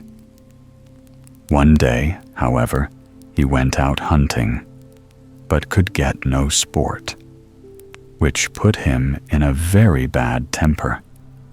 It seemed to him, as he rode along, that his ring was pressing into his finger. But as it did not prick him, he did not heed it. When he got home and went to his own room, his little dog, Bibi, ran to meet him, jumping round him with pleasure. "Get away," said the prince, quite gruffly. "I don't want you. You are in the way." The poor little dog, who didn't understand this at all, pulled at his coat to make him at least look at her. And this made Prince Darling so cross that he gave her quite a hard kick. Instantly, his ring pricked him sharply, as if it had been a pin. He was very much surprised, and sat down in a corner of his room, feeling quite ashamed of himself. "I believe the fairy is laughing at me," he thought. "Surely I can have done no great wrong in just kicking a tiresome animal. What is the good of my being ruler of a great kingdom if I am not even allowed to beat my own dog?" "I am not making fun of you," said a voice, answering Prince Darling's thoughts.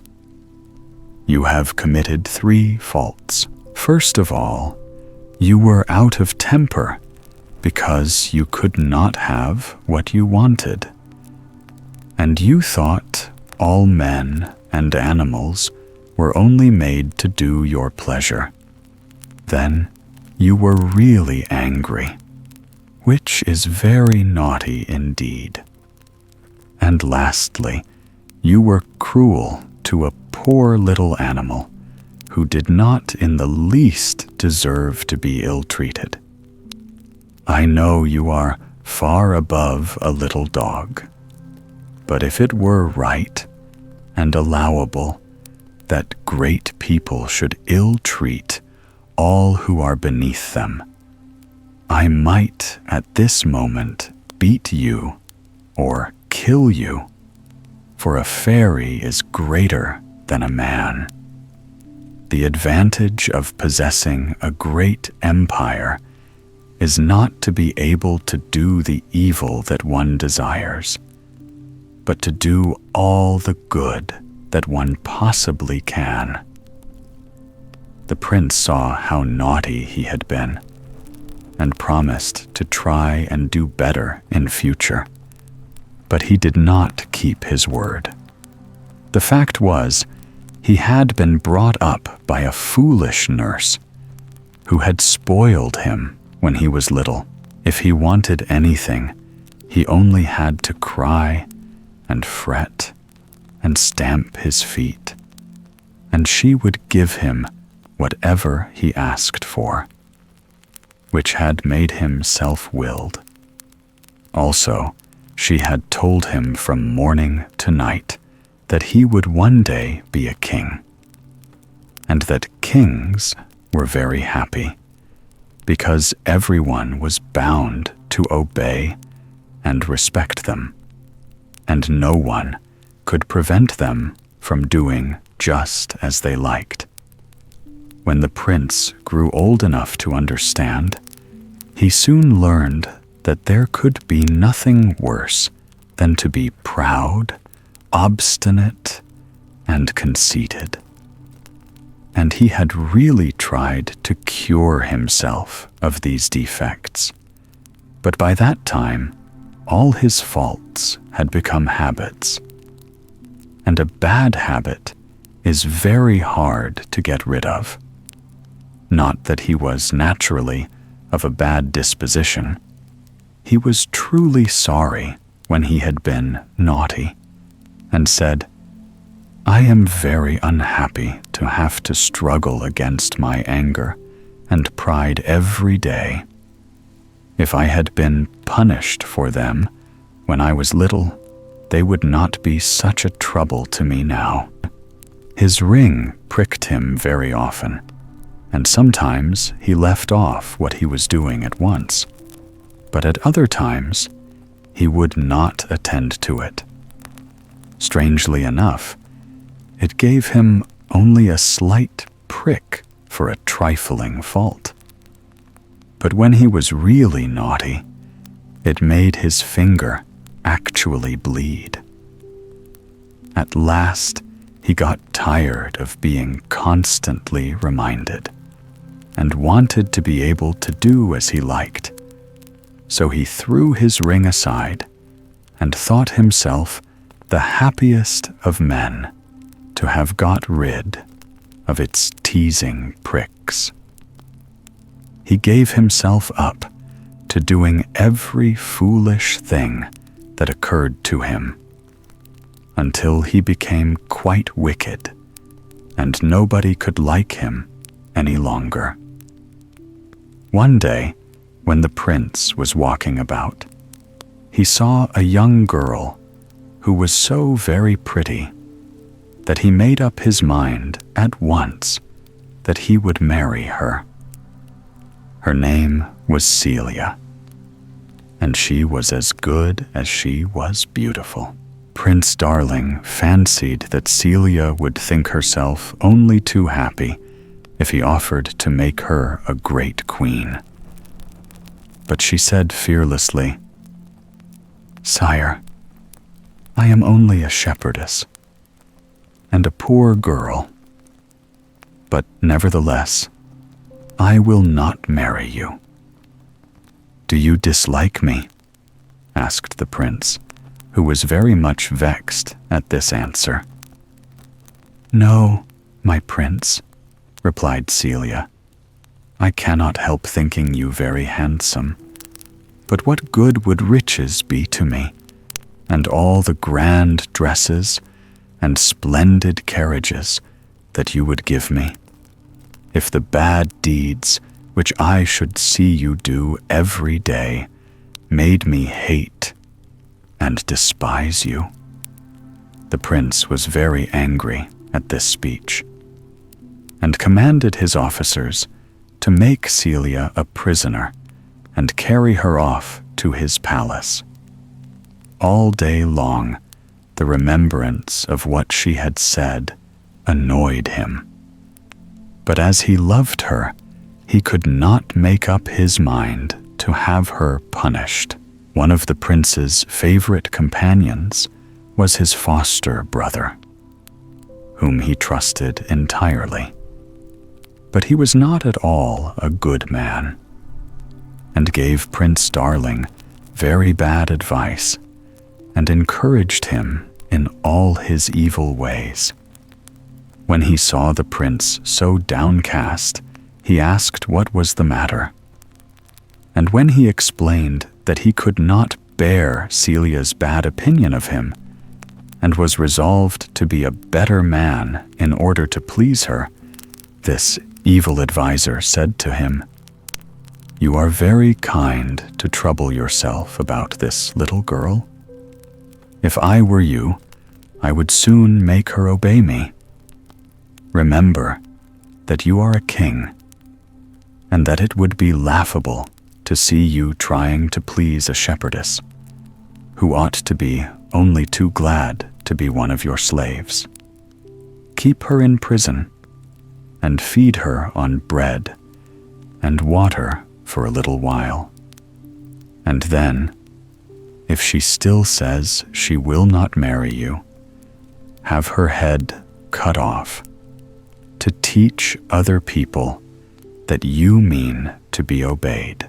"Why, Ma, if you cannot make a girl like that do as you wish, your subjects will soon forget that they are only put into this world for our pleasure." "But," said Prince Darling, "would it not be a shame if I had an innocent girl put to death? For Celia has done nothing to deserve punishment." "If people will not do as you tell them, they ought to suffer for it," answered his foster brother. "But even if it were unjust, you had better be accused of that by your subjects than that they should find out that they may insult and thwart you as often as they please." In saying this, he was touching a weak point in his brother's character, for the prince's fear of losing any of his power made him at once abandon his first idea of trying to be good, and resolve to try and frighten the shepherdess into consenting to marry him. His foster brother, who wanted him to keep this resolution, invited 3 young courtiers, as wicked as himself, to sup with the prince, and they persuaded him to drink a great deal of wine, and continued to excite his anger against Celia by telling him that she had laughed at his love for her, until at last, in quite a furious rage, he rushed off to find her, declaring that if she still refused to marry him, she should be sold as a slave the very next day. But when he reached the room in which Celia had been locked up, he was greatly surprised to find that she was not in it. though he had the key in his own pocket all the time. His anger was terrible, and he vowed vengeance against whoever had helped her to escape. His bad friends, when they heard him, resolved to turn his wrath upon an old nobleman who had formerly been his tutor, and who still dared sometimes to tell the prince of his faults, for he loved him as if he had been his own son.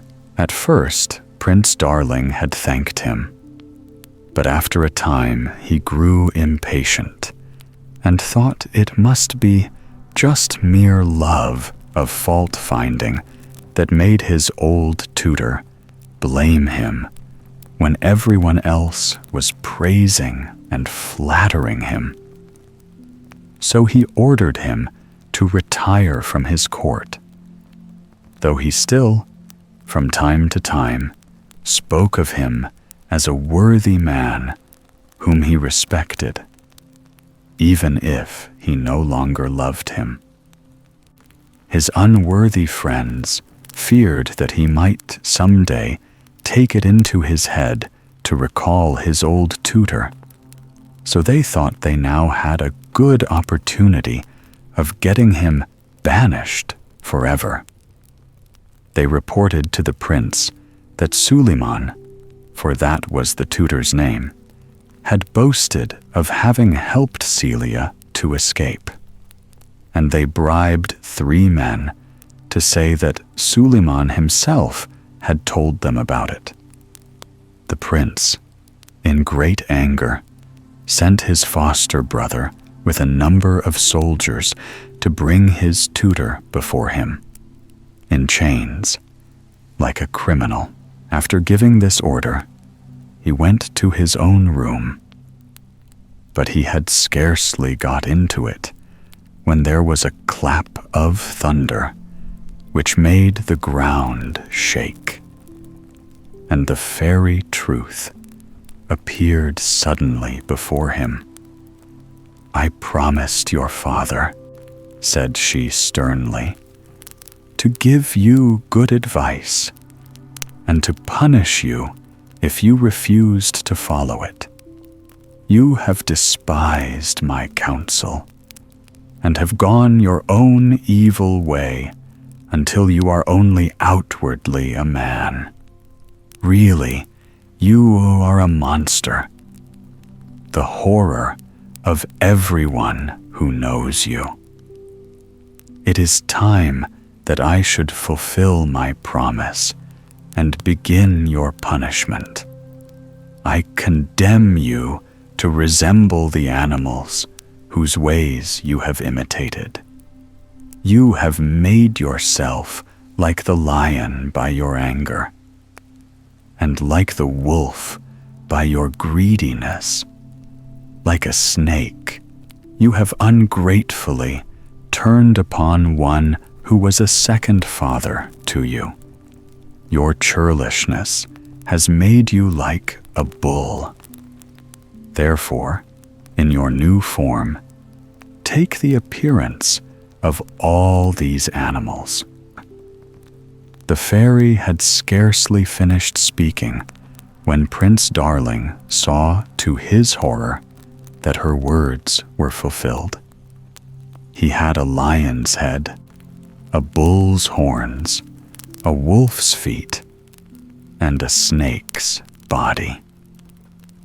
At the same instant, he found himself in a great forest, beside a clear lake, in which he could see plainly the horrible creature he had become. And a voice said to him, "Look carefully at the state to which your wickedness has brought you. Believe me, your soul is 1,000 times more hideous than your body." Prince Darling recognized the voice of the fairy Truth and turned in a fury to catch her and eat her up if he possibly could. but he saw no one, and the same voice went on. I laugh at your powerlessness and anger, and I intend to punish your pride by letting you fall into the hands of your own subjects.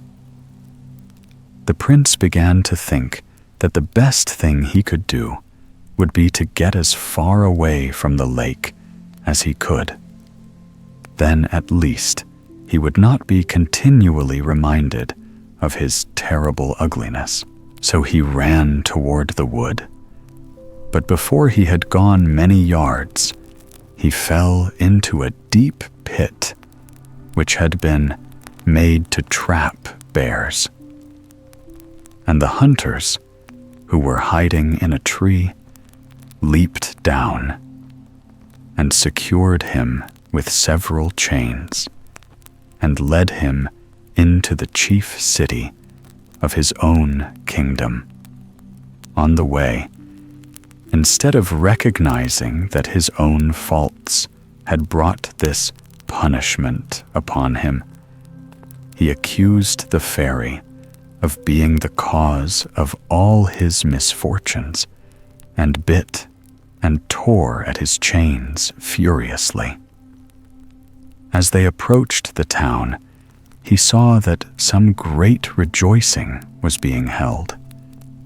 And when the hunters asked what had happened, they were told that the prince, whose only pleasure it was to torment his people, had been found in his room, killed by a thunderbolt.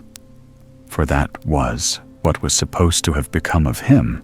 4 of his courtiers, those who had encouraged him in his wicked doings, had tried to seize the kingdom and divide it between them. But the people, who knew it was their bad counsels which had so changed the prince, had cut off their heads and had offered the crown to Suleiman, whom the prince had left in prison. This noble lord had just been crowned, and the deliverance of the kingdom was the cause of the rejoicing. For, they said, he is a good and just man, and we shall once more enjoy peace and prosperity. Prince Darling roared with anger when he heard this, but it was still worse for him when he reached the great square before his own palace. He saw Suleiman seated upon a magnificent throne, and all the people crowded round, wishing him a long life, that he might undo all the mischief done by his predecessor. Presently, Suleiman made a sign with his hand that the people should be silent, and said, I have accepted the crown you have offered me, but only that I may keep it for Prince Darling, who is not dead, as you suppose. The fairy has assured me that there is still hope that you may someday see him again, good and virtuous as he was when he first came to the throne. Alas, he continued, he was led away by flatterers. I knew his heart, and am certain that if it had not been for the bad influence of those who surrounded him, he would have been a good king and a father to his people. We may hate his faults, but let us pity him and hope for his restoration. As for me, I would die gladly if that could bring back our prince to reign justly and worthily once more. These words went to Prince Darling's heart. he realized the true affection and faithfulness of his old tutor, and for the first time reproached himself for all his evil deeds. At the same instant, he felt all his anger melting away, and he began quickly to think over his past life and to admit that his punishment was not more than he had deserved. He left off tearing at the iron bars of the cage in which he was shut up, and became as gentle as a lamb. The hunters who had caught him took him to a great menagerie, where he was chained up among all the other wild beasts, and he determined to show his sorrow for his past bad behavior by being gentle and obedient to the man who had to take care of him. Unfortunately, this man was very rough and unkind, and though the poor monster was quite quiet, he often beat him without rhyme or reason when he happened to be in a bad temper. One day, when this keeper was asleep, a tiger broke its chain and flew at him to eat him up. Prince Darling, who saw what was going on, at first felt quite pleased to think that he should be delivered from his persecutor, but soon thought better of it and wished that he were free. "I would return good for evil," he said to himself, "and save the unhappy man's life." He had hardly wished this when his iron cage flew open, and he rushed to the side of the keeper, who was awake and was defending himself against the tiger. When he saw the monster had got out, he gave himself up for lost, but his fear was soon changed into joy, for the kind monster threw itself upon the tiger and very soon killed it, and then came and crouched at the feet of the man it had saved.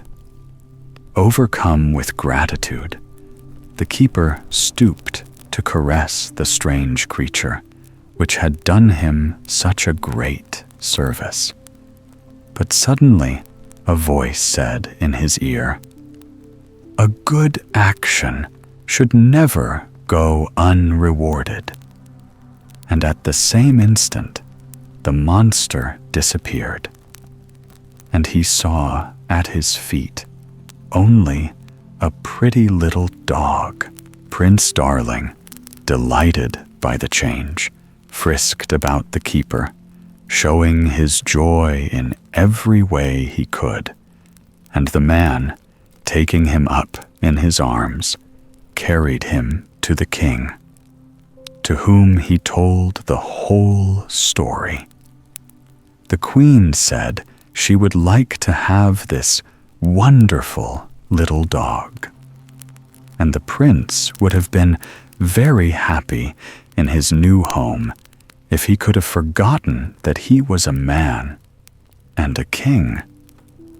The queen petted and took care of him, but she was so afraid that he would get too fat that she consulted the court physician, who said that he was to be fed only upon bread, and was not to have much even of that. So poor Prince Darling was terribly hungry all day long, but he was very patient about it. One day, when they gave him his little loaf for breakfast, he thought he would like to eat it out in the garden. So he took it up in his mouth and trotted away toward a brook that he knew of a long way from the palace. But he was surprised to find that the brook was gone, and where it had been stood a great house that seemed to be built of gold and precious stones. Numbers of people, splendidly dressed, were going into it, and sounds of music and dancing and feasting could be heard from the windows. But what seemed very strange was that those people who came out of the house were pale and thin, and their clothes were torn and hanging in rags about them. Some fell down dead as they came out before they had time to get away. Others crawled farther with great difficulty, while others, again, lay on the ground, fainting with hunger, and begged a morsel of bread from those who were going into the house. But they would not so much as look at the poor creatures. Prince Darling went up to a young girl who was trying to eat a few blades of grass. She was so hungry.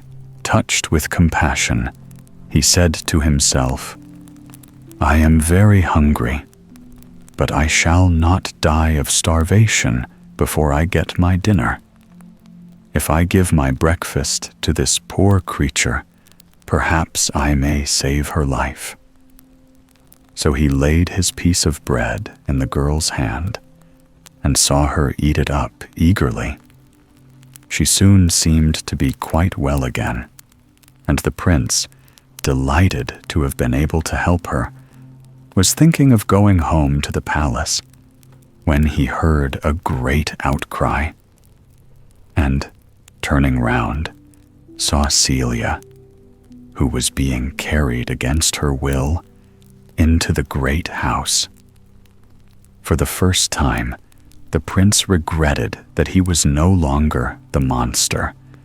Then he would have been able to rescue Celia.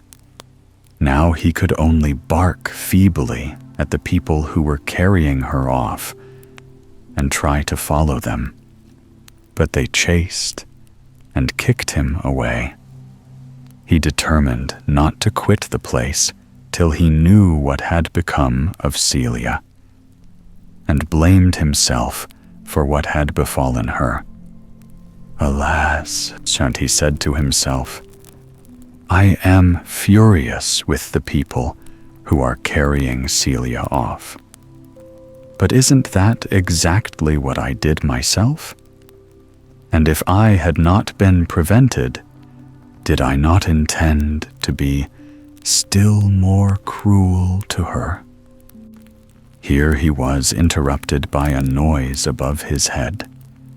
Someone was opening a window, and he saw with delight that it was Celia herself, who came forward and threw out a plate of most delicious-looking food. Then the window was shut again, and Prince Darling, who had not had anything to eat all day, thought he might as well take the opportunity of getting something. He ran forward to begin, but the young girl, to whom he had given his bread, gave a cry of terror and took him up in her arms, saying, "Don't touch it, my poor little dog. That house is the palace of pleasure, and everything that comes out of it is poisoned." At the same moment, a voice said, "You see, a good action always brings its reward." And the prince found himself changed into a beautiful white dove. He remembered that white was the favorite color of the fairy Truth, and began to hope that he might at last win back her favor. But just now, his first care was for Celia. And rising into the air, he flew round and round the house until he saw an open window. But he searched through every room in vain. No trace of Celia was to be seen, and the prince, in despair, determined to search through the world till he found her.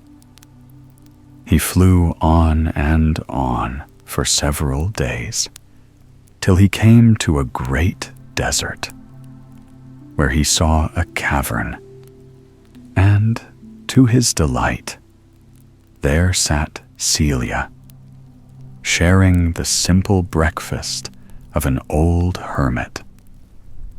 Overjoyed to have found her, Prince Darling perched upon her shoulder, trying to express by his caresses how glad he was to see her again.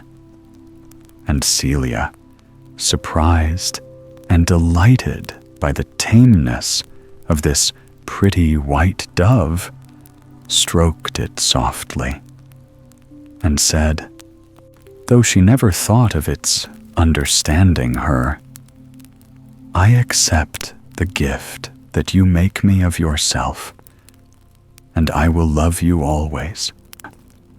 "Take care what you are saying, Celia," said the old hermit. "Are you prepared to keep that promise?" "Indeed, I hope so, my sweet shepherdess," cried the prince, who was at that moment restored to his natural shape. "You promised to love me always.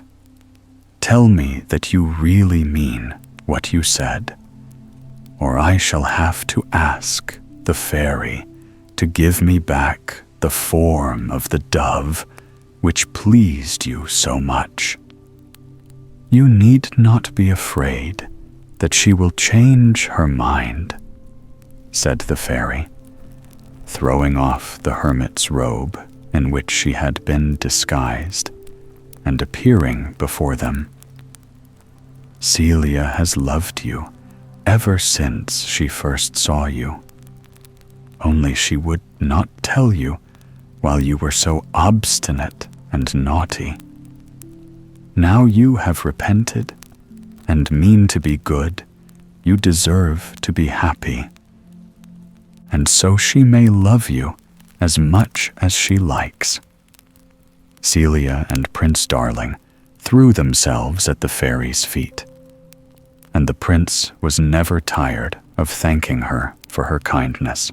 Celia was delighted to hear how sorry he was for all his past follies and misdeeds, and promised to love him as long as she lived.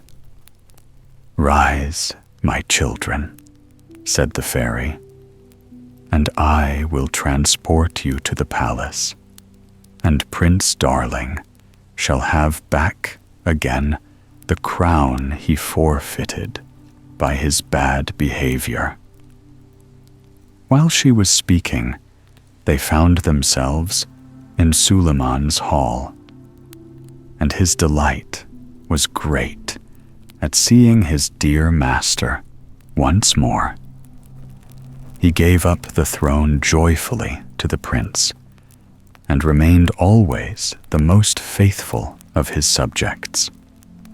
Celia and Prince Darling reigned for many years, but he was so determined to govern worthily and to do his duty that his ring, which he took to wearing again, never once pricked him severely.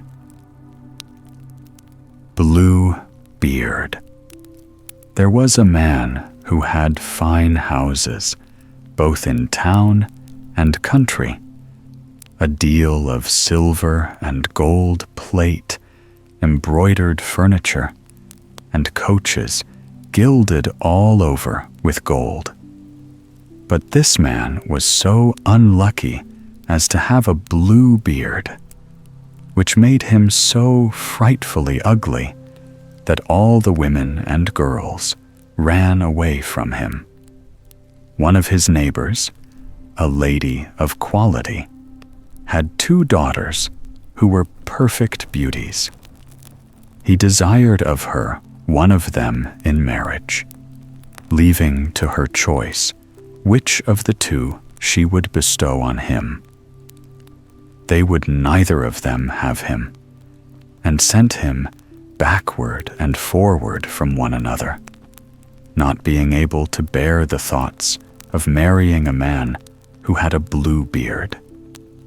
And what besides gave them disgust and aversion was his having already been married to several wives, and nobody ever knew what became of them. Blue Beard, to engage their affection, took them, with the lady their mother and 3 or 4 ladies of their acquaintance, with other young people of the neighborhood, to one of his country seats, where they stayed a whole week. There was nothing then to be seen but parties of pleasure, hunting, fishing, dancing, mirth, and feasting. Nobody went to bed, but all passed the night in rallying and joking with each other. In short, everything succeeded so well that the youngest daughter began to think the master of the house not to have a beard so very blue, and that he was a mighty civil gentleman. As soon as they returned home, the marriage was concluded. About a month afterward, Bluebeard told his wife that he was obliged to take a country journey for 6 weeks at least, about affairs of very great consequence, desiring her to divert herself in his absence, to send for her friends and acquaintances, to carry them into the country, if she pleased, and to make good cheer wherever she was. "Here," said he, "are the keys of the 2 great wardrobes, wherein I have my best furniture.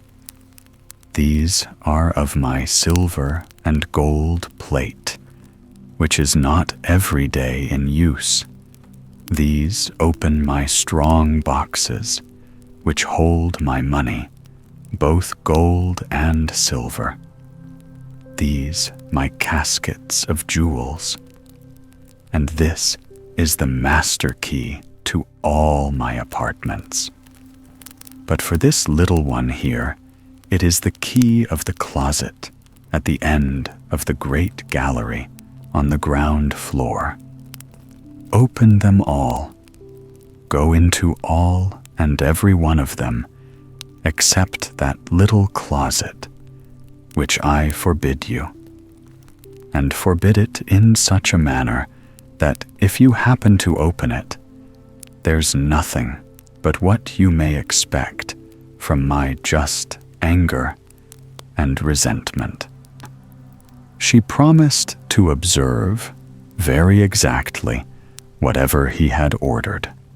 When he, after having embraced her, got into his coach and proceeded on his journey, her neighbors and good friends did not stay to be sent for by the new married lady. So great was their impatience to see all the rich furniture of her house, not daring to come while her husband was there because of his blue beard, which frightened them. They ran through all the rooms, closets, and wardrobes, which were all so fine and rich that they seemed to surpass one another. After that, they went up into the 2 great rooms, where was the best and richest furniture. they could not sufficiently admire the number and beauty of the tapestry, beds, couches, cabinets, stands, tables, and looking glasses, in which you might see yourself from head to foot. Some of them were framed with glass, others with silver, plain, and gilded. The finest and most magnificent ever were seen. They ceased not to extol and envy the happiness of their friend, who in the meantime in no way diverted herself in looking upon all these rich things, because of the impatience she had to go and open the closet on the ground floor. She was so much pressed by her curiosity that, without considering that it was very uncivil to leave her company, she went down a little back staircase, and with such excessive haste that she had twice or thrice like to have broken her neck. Coming to the closet door, she made a stop for some time, thinking upon her husband's orders, and considering what unhappiness might attend her if she was disobedient. But the temptation was so strong, she could not overcome it. She then took the little key and opened it, trembling, but could not at first see anything plainly, because the windows were shut. After some moments, she began to perceive that the floor was all covered over with clotted blood, on which lay the bodies of several dead women ranged against the walls.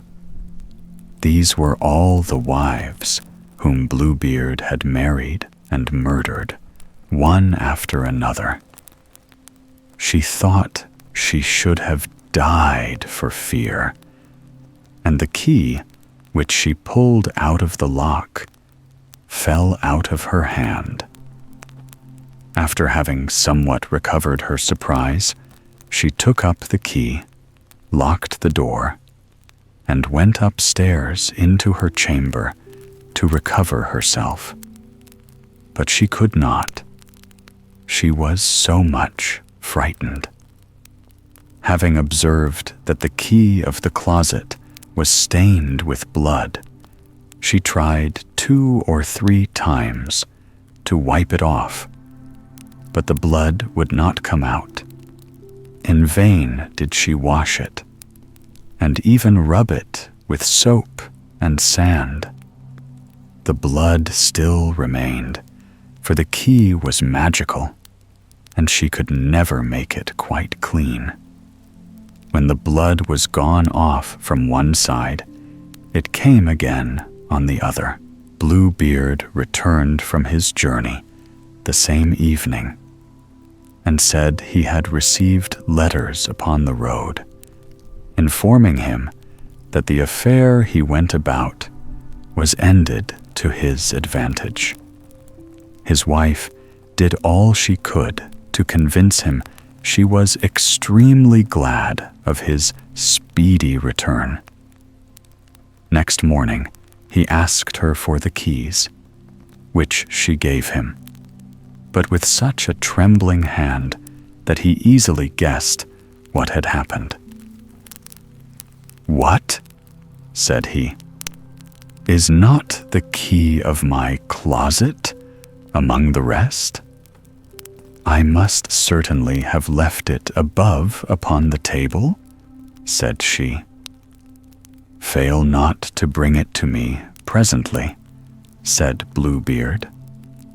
After several goings backward and forward, she was forced to bring him the key. Bluebeard, having very attentively considered it, said to his wife, "How comes this blood upon the key?" "I do not know," cried the poor woman, paler than death. "You do not know," replied Bluebeard. "I very well know. You were resolved to go into the closet, were you not? Mighty well, madam. You shall go in, and take your place among the ladies you saw there." Upon this, she threw herself at her husband's feet, and begged his pardon with all the signs of true repentance, vowing that she would never more be disobedient. She would have melted a rock, so beautiful and sorrowful was she. But Bluebeard had a heart harder than any rock. "You must die, madam," said he, "and that presently." "Since I must die," answered she, looking upon him with her eyes all bathed in tears, "give me some little time to say my prayers." "I give you," replied Bluebeard, "half a quarter of an hour, but not one moment more." When she was alone, she called out to her sister and said to her, "Sister Anne," for that was her name, "go up, I beg you, upon the top of the tower, and look if my brothers are not coming over. They promised me that they would come today, and if you see them, give them a sign to make haste." Her sister Anne went up upon the top of the tower, and the poor afflicted wife cried out from time to time, "Anne, Sister Anne, do you see anyone coming?"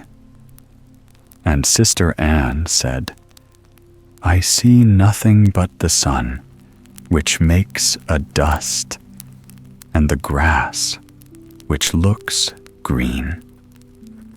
In the meanwhile, Bluebeard, holding a great saber in his hand, cried out as loud as he could bawl to his wife, "Come down instantly, or I shall come up to you." "One moment longer, if you please," said his wife, and then she cried out very softly, "Anne, Sister Anne, dost thou see anybody coming?" And Sister Anne answered, "I see nothing but the sun, which makes a dust, and the grass, which is green." "Come down quickly," cried Bluebeard, "or I will come up to you." "I am coming," answered his wife, and then she cried, "Anne, Sister Anne, dost thou not see anyone coming?" "I see," replied Sister Anne, "a great dust, which comes on this side here. Are they my brothers?" "Alas, no, my dear sister. I see a flock of sheep." "Will you not come down?" cried Bluebeard. "One moment longer," said his wife, and then she cried out, "Anne, Sister Anne, dost thou see nobody coming?" "I see," said she, "2 horsemen, but they are yet a great way off." "God be praised," replied the poor wife joyfully. "They are my brothers. I will make them a sign, as well as I can, for them to make haste." Then Bluebeard bawled out so loud that he made the whole house tremble. The distressed wife came down and threw herself at his feet, all in tears, with her hair about her shoulders. "This signifies nothing," says Bluebeard. "You must die." Then, taking hold of her hair with one hand and lifting up the sword with the other, he was going to take off her head. The poor lady, turning about to him and looking at him with dying eyes, desired him to afford her one little moment to recollect herself. "No, no," said he, "recommend thyself to God," and was just ready to strike. At this very instant, there was such a loud knocking at the gate that Bluebeard made a sudden stop. The gate was opened, and presently entered 2 horsemen, who, drawing their swords, ran directly to Bluebeard. He knew them to be his wife's brothers, one a dragoon, the other a musketeer, so that he ran away immediately to save himself. But the 2 brothers pursued so close that they overtook him before he could get to the steps of the porch, when they ran their swords through his body and left him dead. The poor wife was almost as dead as her husband, and had not strength enough to rise and welcome her brothers. Bluebeard had no heirs, and so his wife became mistress of all his estate.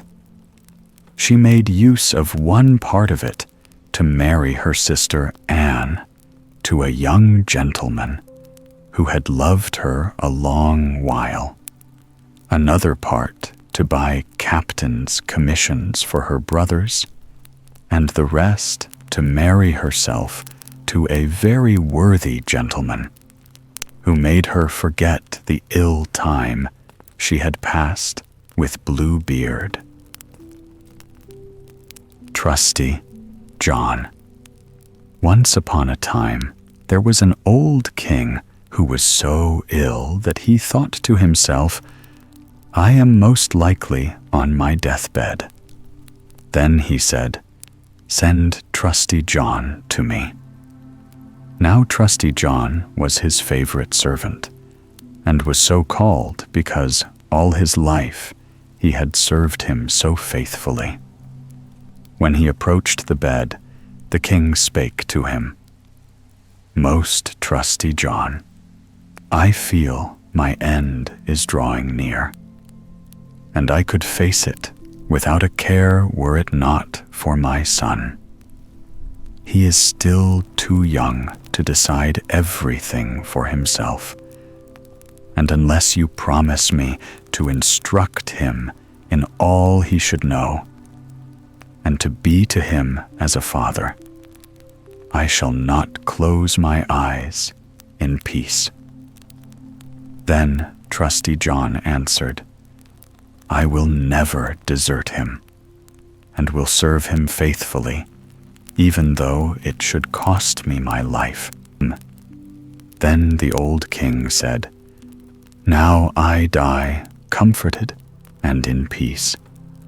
And then he went on, "After my death, you must show him the whole castle, all the rooms and apartments and vaults, and all the treasures that lie in them.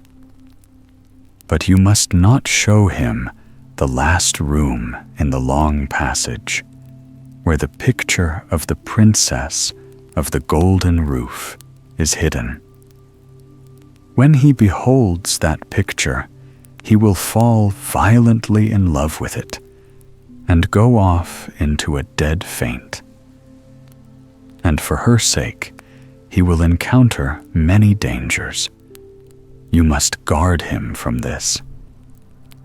And when Trusty John had again given the king his hand upon it, the old man became silent, laid his head on the pillow, and died.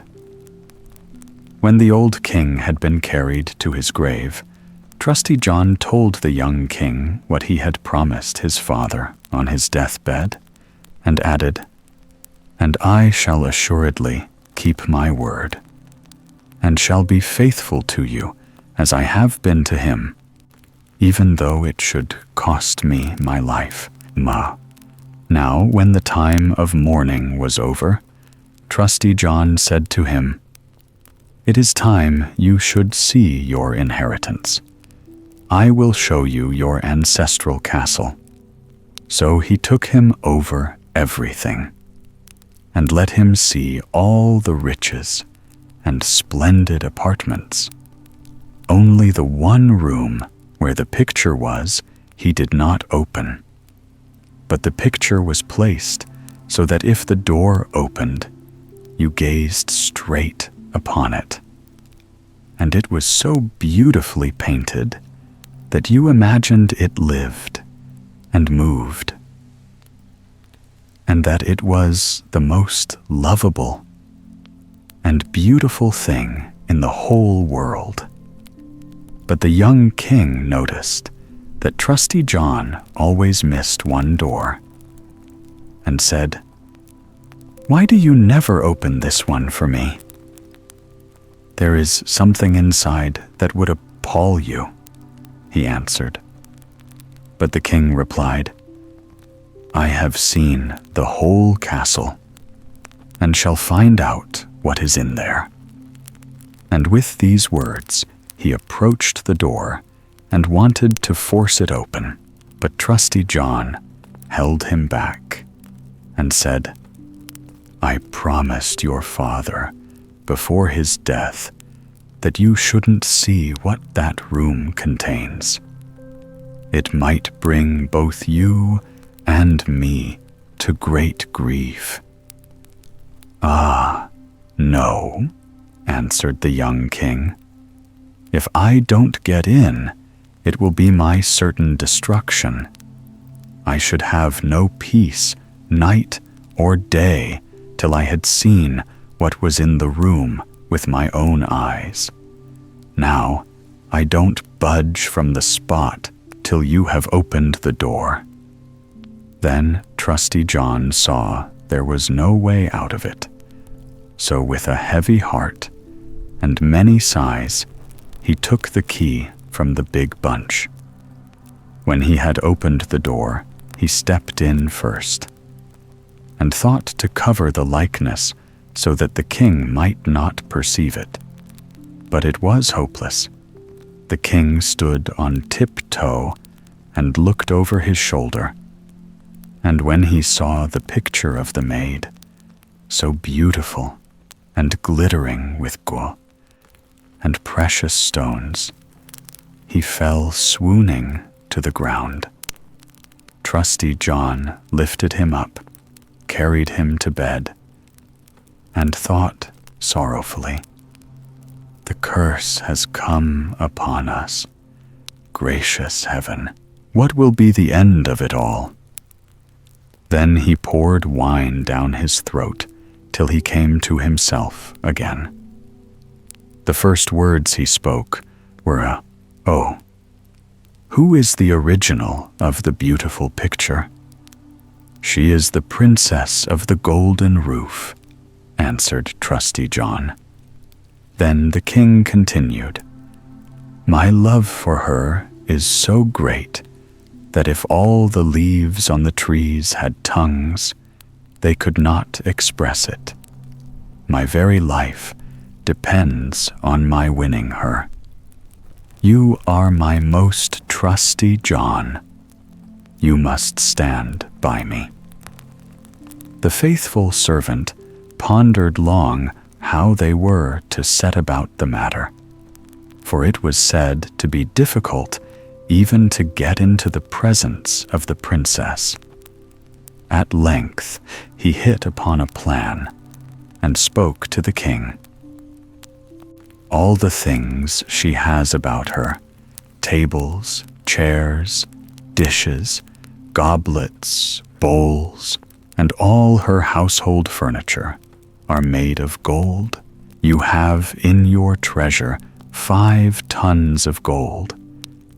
Let the goldsmiths of your kingdom manufacture them into all manner of vases and vessels, into all sorts of birds and game and wonderful beasts. That will please her. We shall go to her with them and try our luck." The king summoned all his goldsmiths, and they had to work hard day and night, till at length the most magnificent things were completed. When a ship had been laden with them, the faithful John disguised himself as a merchant, and the king had to do the same, so that they should be quite unrecognizable. And so they crossed the seas and journeyed till they reached the town where the princess of the golden roof dwelt. Trusty John made the king remain behind on the ship and await his return.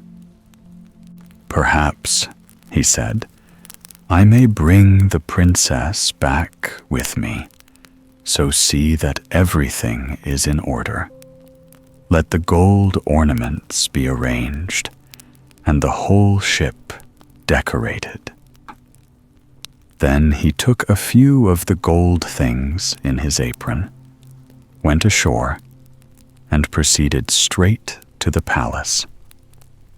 When he came to the courtyard, he found a beautiful maiden standing at the well, drawing water with 2 golden pails. And as she was about to carry away the glittering water, she turned round and saw the stranger, and asked him who he was. Then he replied, "I am a merchant," and opening his apron, he let her peep in. "Oh, Maya," she cried, "what beautiful gold wares!" She set down her pails and examined one thing after the other. Then she said, "The princess must see this. She has such a fancy for gold things that she will buy up all you have." She took him by the hand and led him into the palace, for she was the lady's maid. When the princess had seen the wares, she was quite enchanted, and said, "They are all so beautifully made that I shall buy everything you have." But Trusty John said, "I am only the servant of a rich merchant. What I have here is nothing compared to what my master has on his ship. His merchandise is more artistic and costly than anything that has ever been made in gold before." She desired to have everything brought up to her, but he said, "There is such a quantity of things that it would take many days to bring them up, and they would take up so many rooms that you would have no space for them in your house." Thus, her desire and curiosity were excited to such an extent that at last she said, "Take me to your ship. I shall go there myself and view your master's treasures." Then Trusty John was quite delighted and brought her to the ship. And the king, when he beheld her, saw that she was even more beautiful than her picture, and thought every moment that his heart would burst. She stepped onto the ship, and the king led her inside. But Trusty John remained behind with the steersman, and ordered the ship to push off, "Spread all sail, that we may fly on the ocean like a bird in the air." Meanwhile, the king showed the princess inside all his gold wares, every single bit of it: dishes, goblets, bowls, the birds and game, and all the wonderful beasts. Many hours passed thus, and she was so happy that she did not notice that the ship was sailing away. After she had seen the last thing, she thanked the merchant and prepared to go home. But when she came to the ship's side, she saw that they were on the high seas, far from land, and that the ship was speeding on its way under full canvas. "Oh!" she cried in terror. "I am deceived, carried away, and betrayed into the power of a merchant. I would rather have died." But the king seized her hand and spake, "I am no merchant, but a king of as high birth as yourself, and it was my great love for you that made me carry you off by stratagem. The first time I saw your likeness, I fell to the ground in a swoon." Mud. When the princess of the golden roof heard this, she was comforted, and her heart went out to him, so that she willingly consented to become his wife. Now it happened one day, while they were sailing on the high seas, that Trusty John, sitting on the forepart of the ship, fiddling away to himself, observed 3 ravens in the air, flying toward him. He ceased playing and listened to what they were saying, for he understood their language. The one croaked, "Ah, ha, so he's bringing the princess of the golden roof home." "Yes," answered the second, "but he's not got her yet." "Yes, he has," spake the third, "for she's sitting beside him on the ship." Then number 1 began again and cried, "That'll not help him." When they reach the land, a chestnut horse will dash forward to greet them. The king will wish to mount it, and if he does, it will gallop away with him and disappear into the air, and he will never see his bride again. "Is there no escape for him?" asked number 2. "Oh, yes. If someone else mounts quickly and shoots the horse dead with the pistol that is sticking in the holster, then the young king is saved. But who's to do that? And anyone who knows it and tells him will be turned into stone from his feet to his knees."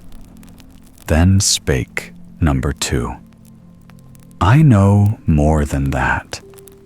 Even if the horse is slain, the young king will still not keep his bride. When they enter the palace together, they will find a ready-made wedding shirt in a cupboard, which looks as though it were woven of gold and silver, but is really made of nothing but sulfur and tar. When the king puts it on, it will burn him to his marrow and bones." Number 3 asked, "Is there no way of escape, then?" "Oh, yes," answered number 2. "If someone seizes the shirt with gloved hands and throws it into the fire and lets it burn, then the young king is saved. But what's the good? Anyone knowing this and telling it will have half his body turned into stone, from his knees to his heart." Then number 3 spake, "I know yet more. Though the bridal shirt too be burnt, The king hasn't even then secured his bride. When the dance is held after the wedding, and the young queen is dancing, she will suddenly grow deadly white and drop down like one dead. And unless someone lifts her up and draws 3 drops of blood from her right side and spits them out again, she will die. But if anyone who knows this betrays it, he will be turned into stone from the crown of his head to the soles of his feet. When the ravens had thus conversed, they fled onward. But Trusty John had taken it all in and was sad and depressed from that time forward. For if he were silent to his master concerning what he had heard, he would involve him in misfortune. But if he took him into his confidence, then he himself would forfeit his life. At last he said, "I will stand by my master, though it should be my ruin." So now when they drew near the land, it came to pass just as the ravens had predicted, and a splendid chestnut horse bounded forward. "Capital," said the king. "This animal shall carry me to my palace," and was about to mount. But Trusty John was too sharp for him, and springing up quickly, seized the pistol out of the holster and shot the horse dead. Then the other servants of the king, who at no time looked favorably on Trusty John, cried out, "What a sin to kill the beautiful beast that was to bear the king to his palace." But the king spake, "Silence, let him alone. He is ever my most trusty John. Who knows for what good end he may have done this thing?" So they went on their way, and entered the palace, and there in the hall stood a cupboard in which lay the ready-made bridal shirt, looking for all the world as though it were made of gold and silver. The young king went toward it, and was about to take hold of it. But Trusty John, pushing him aside, seized it with his gloved hands, threw it hastily into the fire, and let it burn. The other servants commenced grumbling again, and said, "See, he's actually burning the king's bridal shirt." But the young king spoke, "Who knows for what good purpose he does it? Let him alone. He is my most trusty John." Then the wedding was celebrated, the dance began, and the bride joined in. But Trusty John watched her countenance carefully. Of a sudden, she grew deadly white, and fell to the ground as if she were dead. He at once sprang hastily toward her, lifted her up, and bore her to a room, where he laid her down, and kneeling beside her, he drew 3 drops of blood from her right side, and spat them out. She soon breathed again, and came to herself. But the young king had watched the proceeding, and not knowing why Trusty John had acted as he did, he flew into a passion, and cried, "Throw him into prison." On the following morning, sentence was passed on Trusty John, and he was condemned to be hanged. As he stood on the gallows, he said, "Everyone doomed to death has the right to speak once before he dies, And I too have that privilege? Yes, said the king. It shall be granted to you. So Trusty John spoke. I am unjustly condemned, for I have always been faithful to you. And he proceeded to relate how he had heard the raven's conversation on the sea, and how he had to do all he did in order to save his master. Then the king cried, "Oh, my most trusty John, pardon, pardon, take him down." But as he uttered the last word, Trusty John had fallen, lifeless, to the ground, and was a stone. The king and queen were in despair, and the king spake, "Ah, how ill have I rewarded such great fidelity," and made them lift up the stone image and place it in his bedroom near his bed. As often as he looked at it, he wept and said, "Oh, if I could only restore you to life, my most trusty John." After a time, the queen gave birth to twins, 2 small sons, who throve and grew, and were a constant joy to her.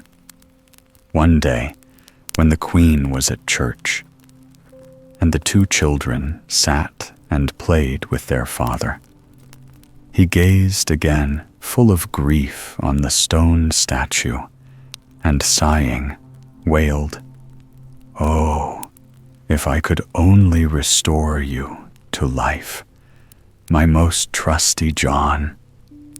Suddenly, the stone began to speak, and said, "Yes, you can restore me to life again, if you are prepared to sacrifice what you hold most dear." And the king cried out, "All I have in the world will I give up for your sake." The stone continued, "If you cut off with your own hand the heads of your 2 children, and smear me with their blood, I shall come back to life."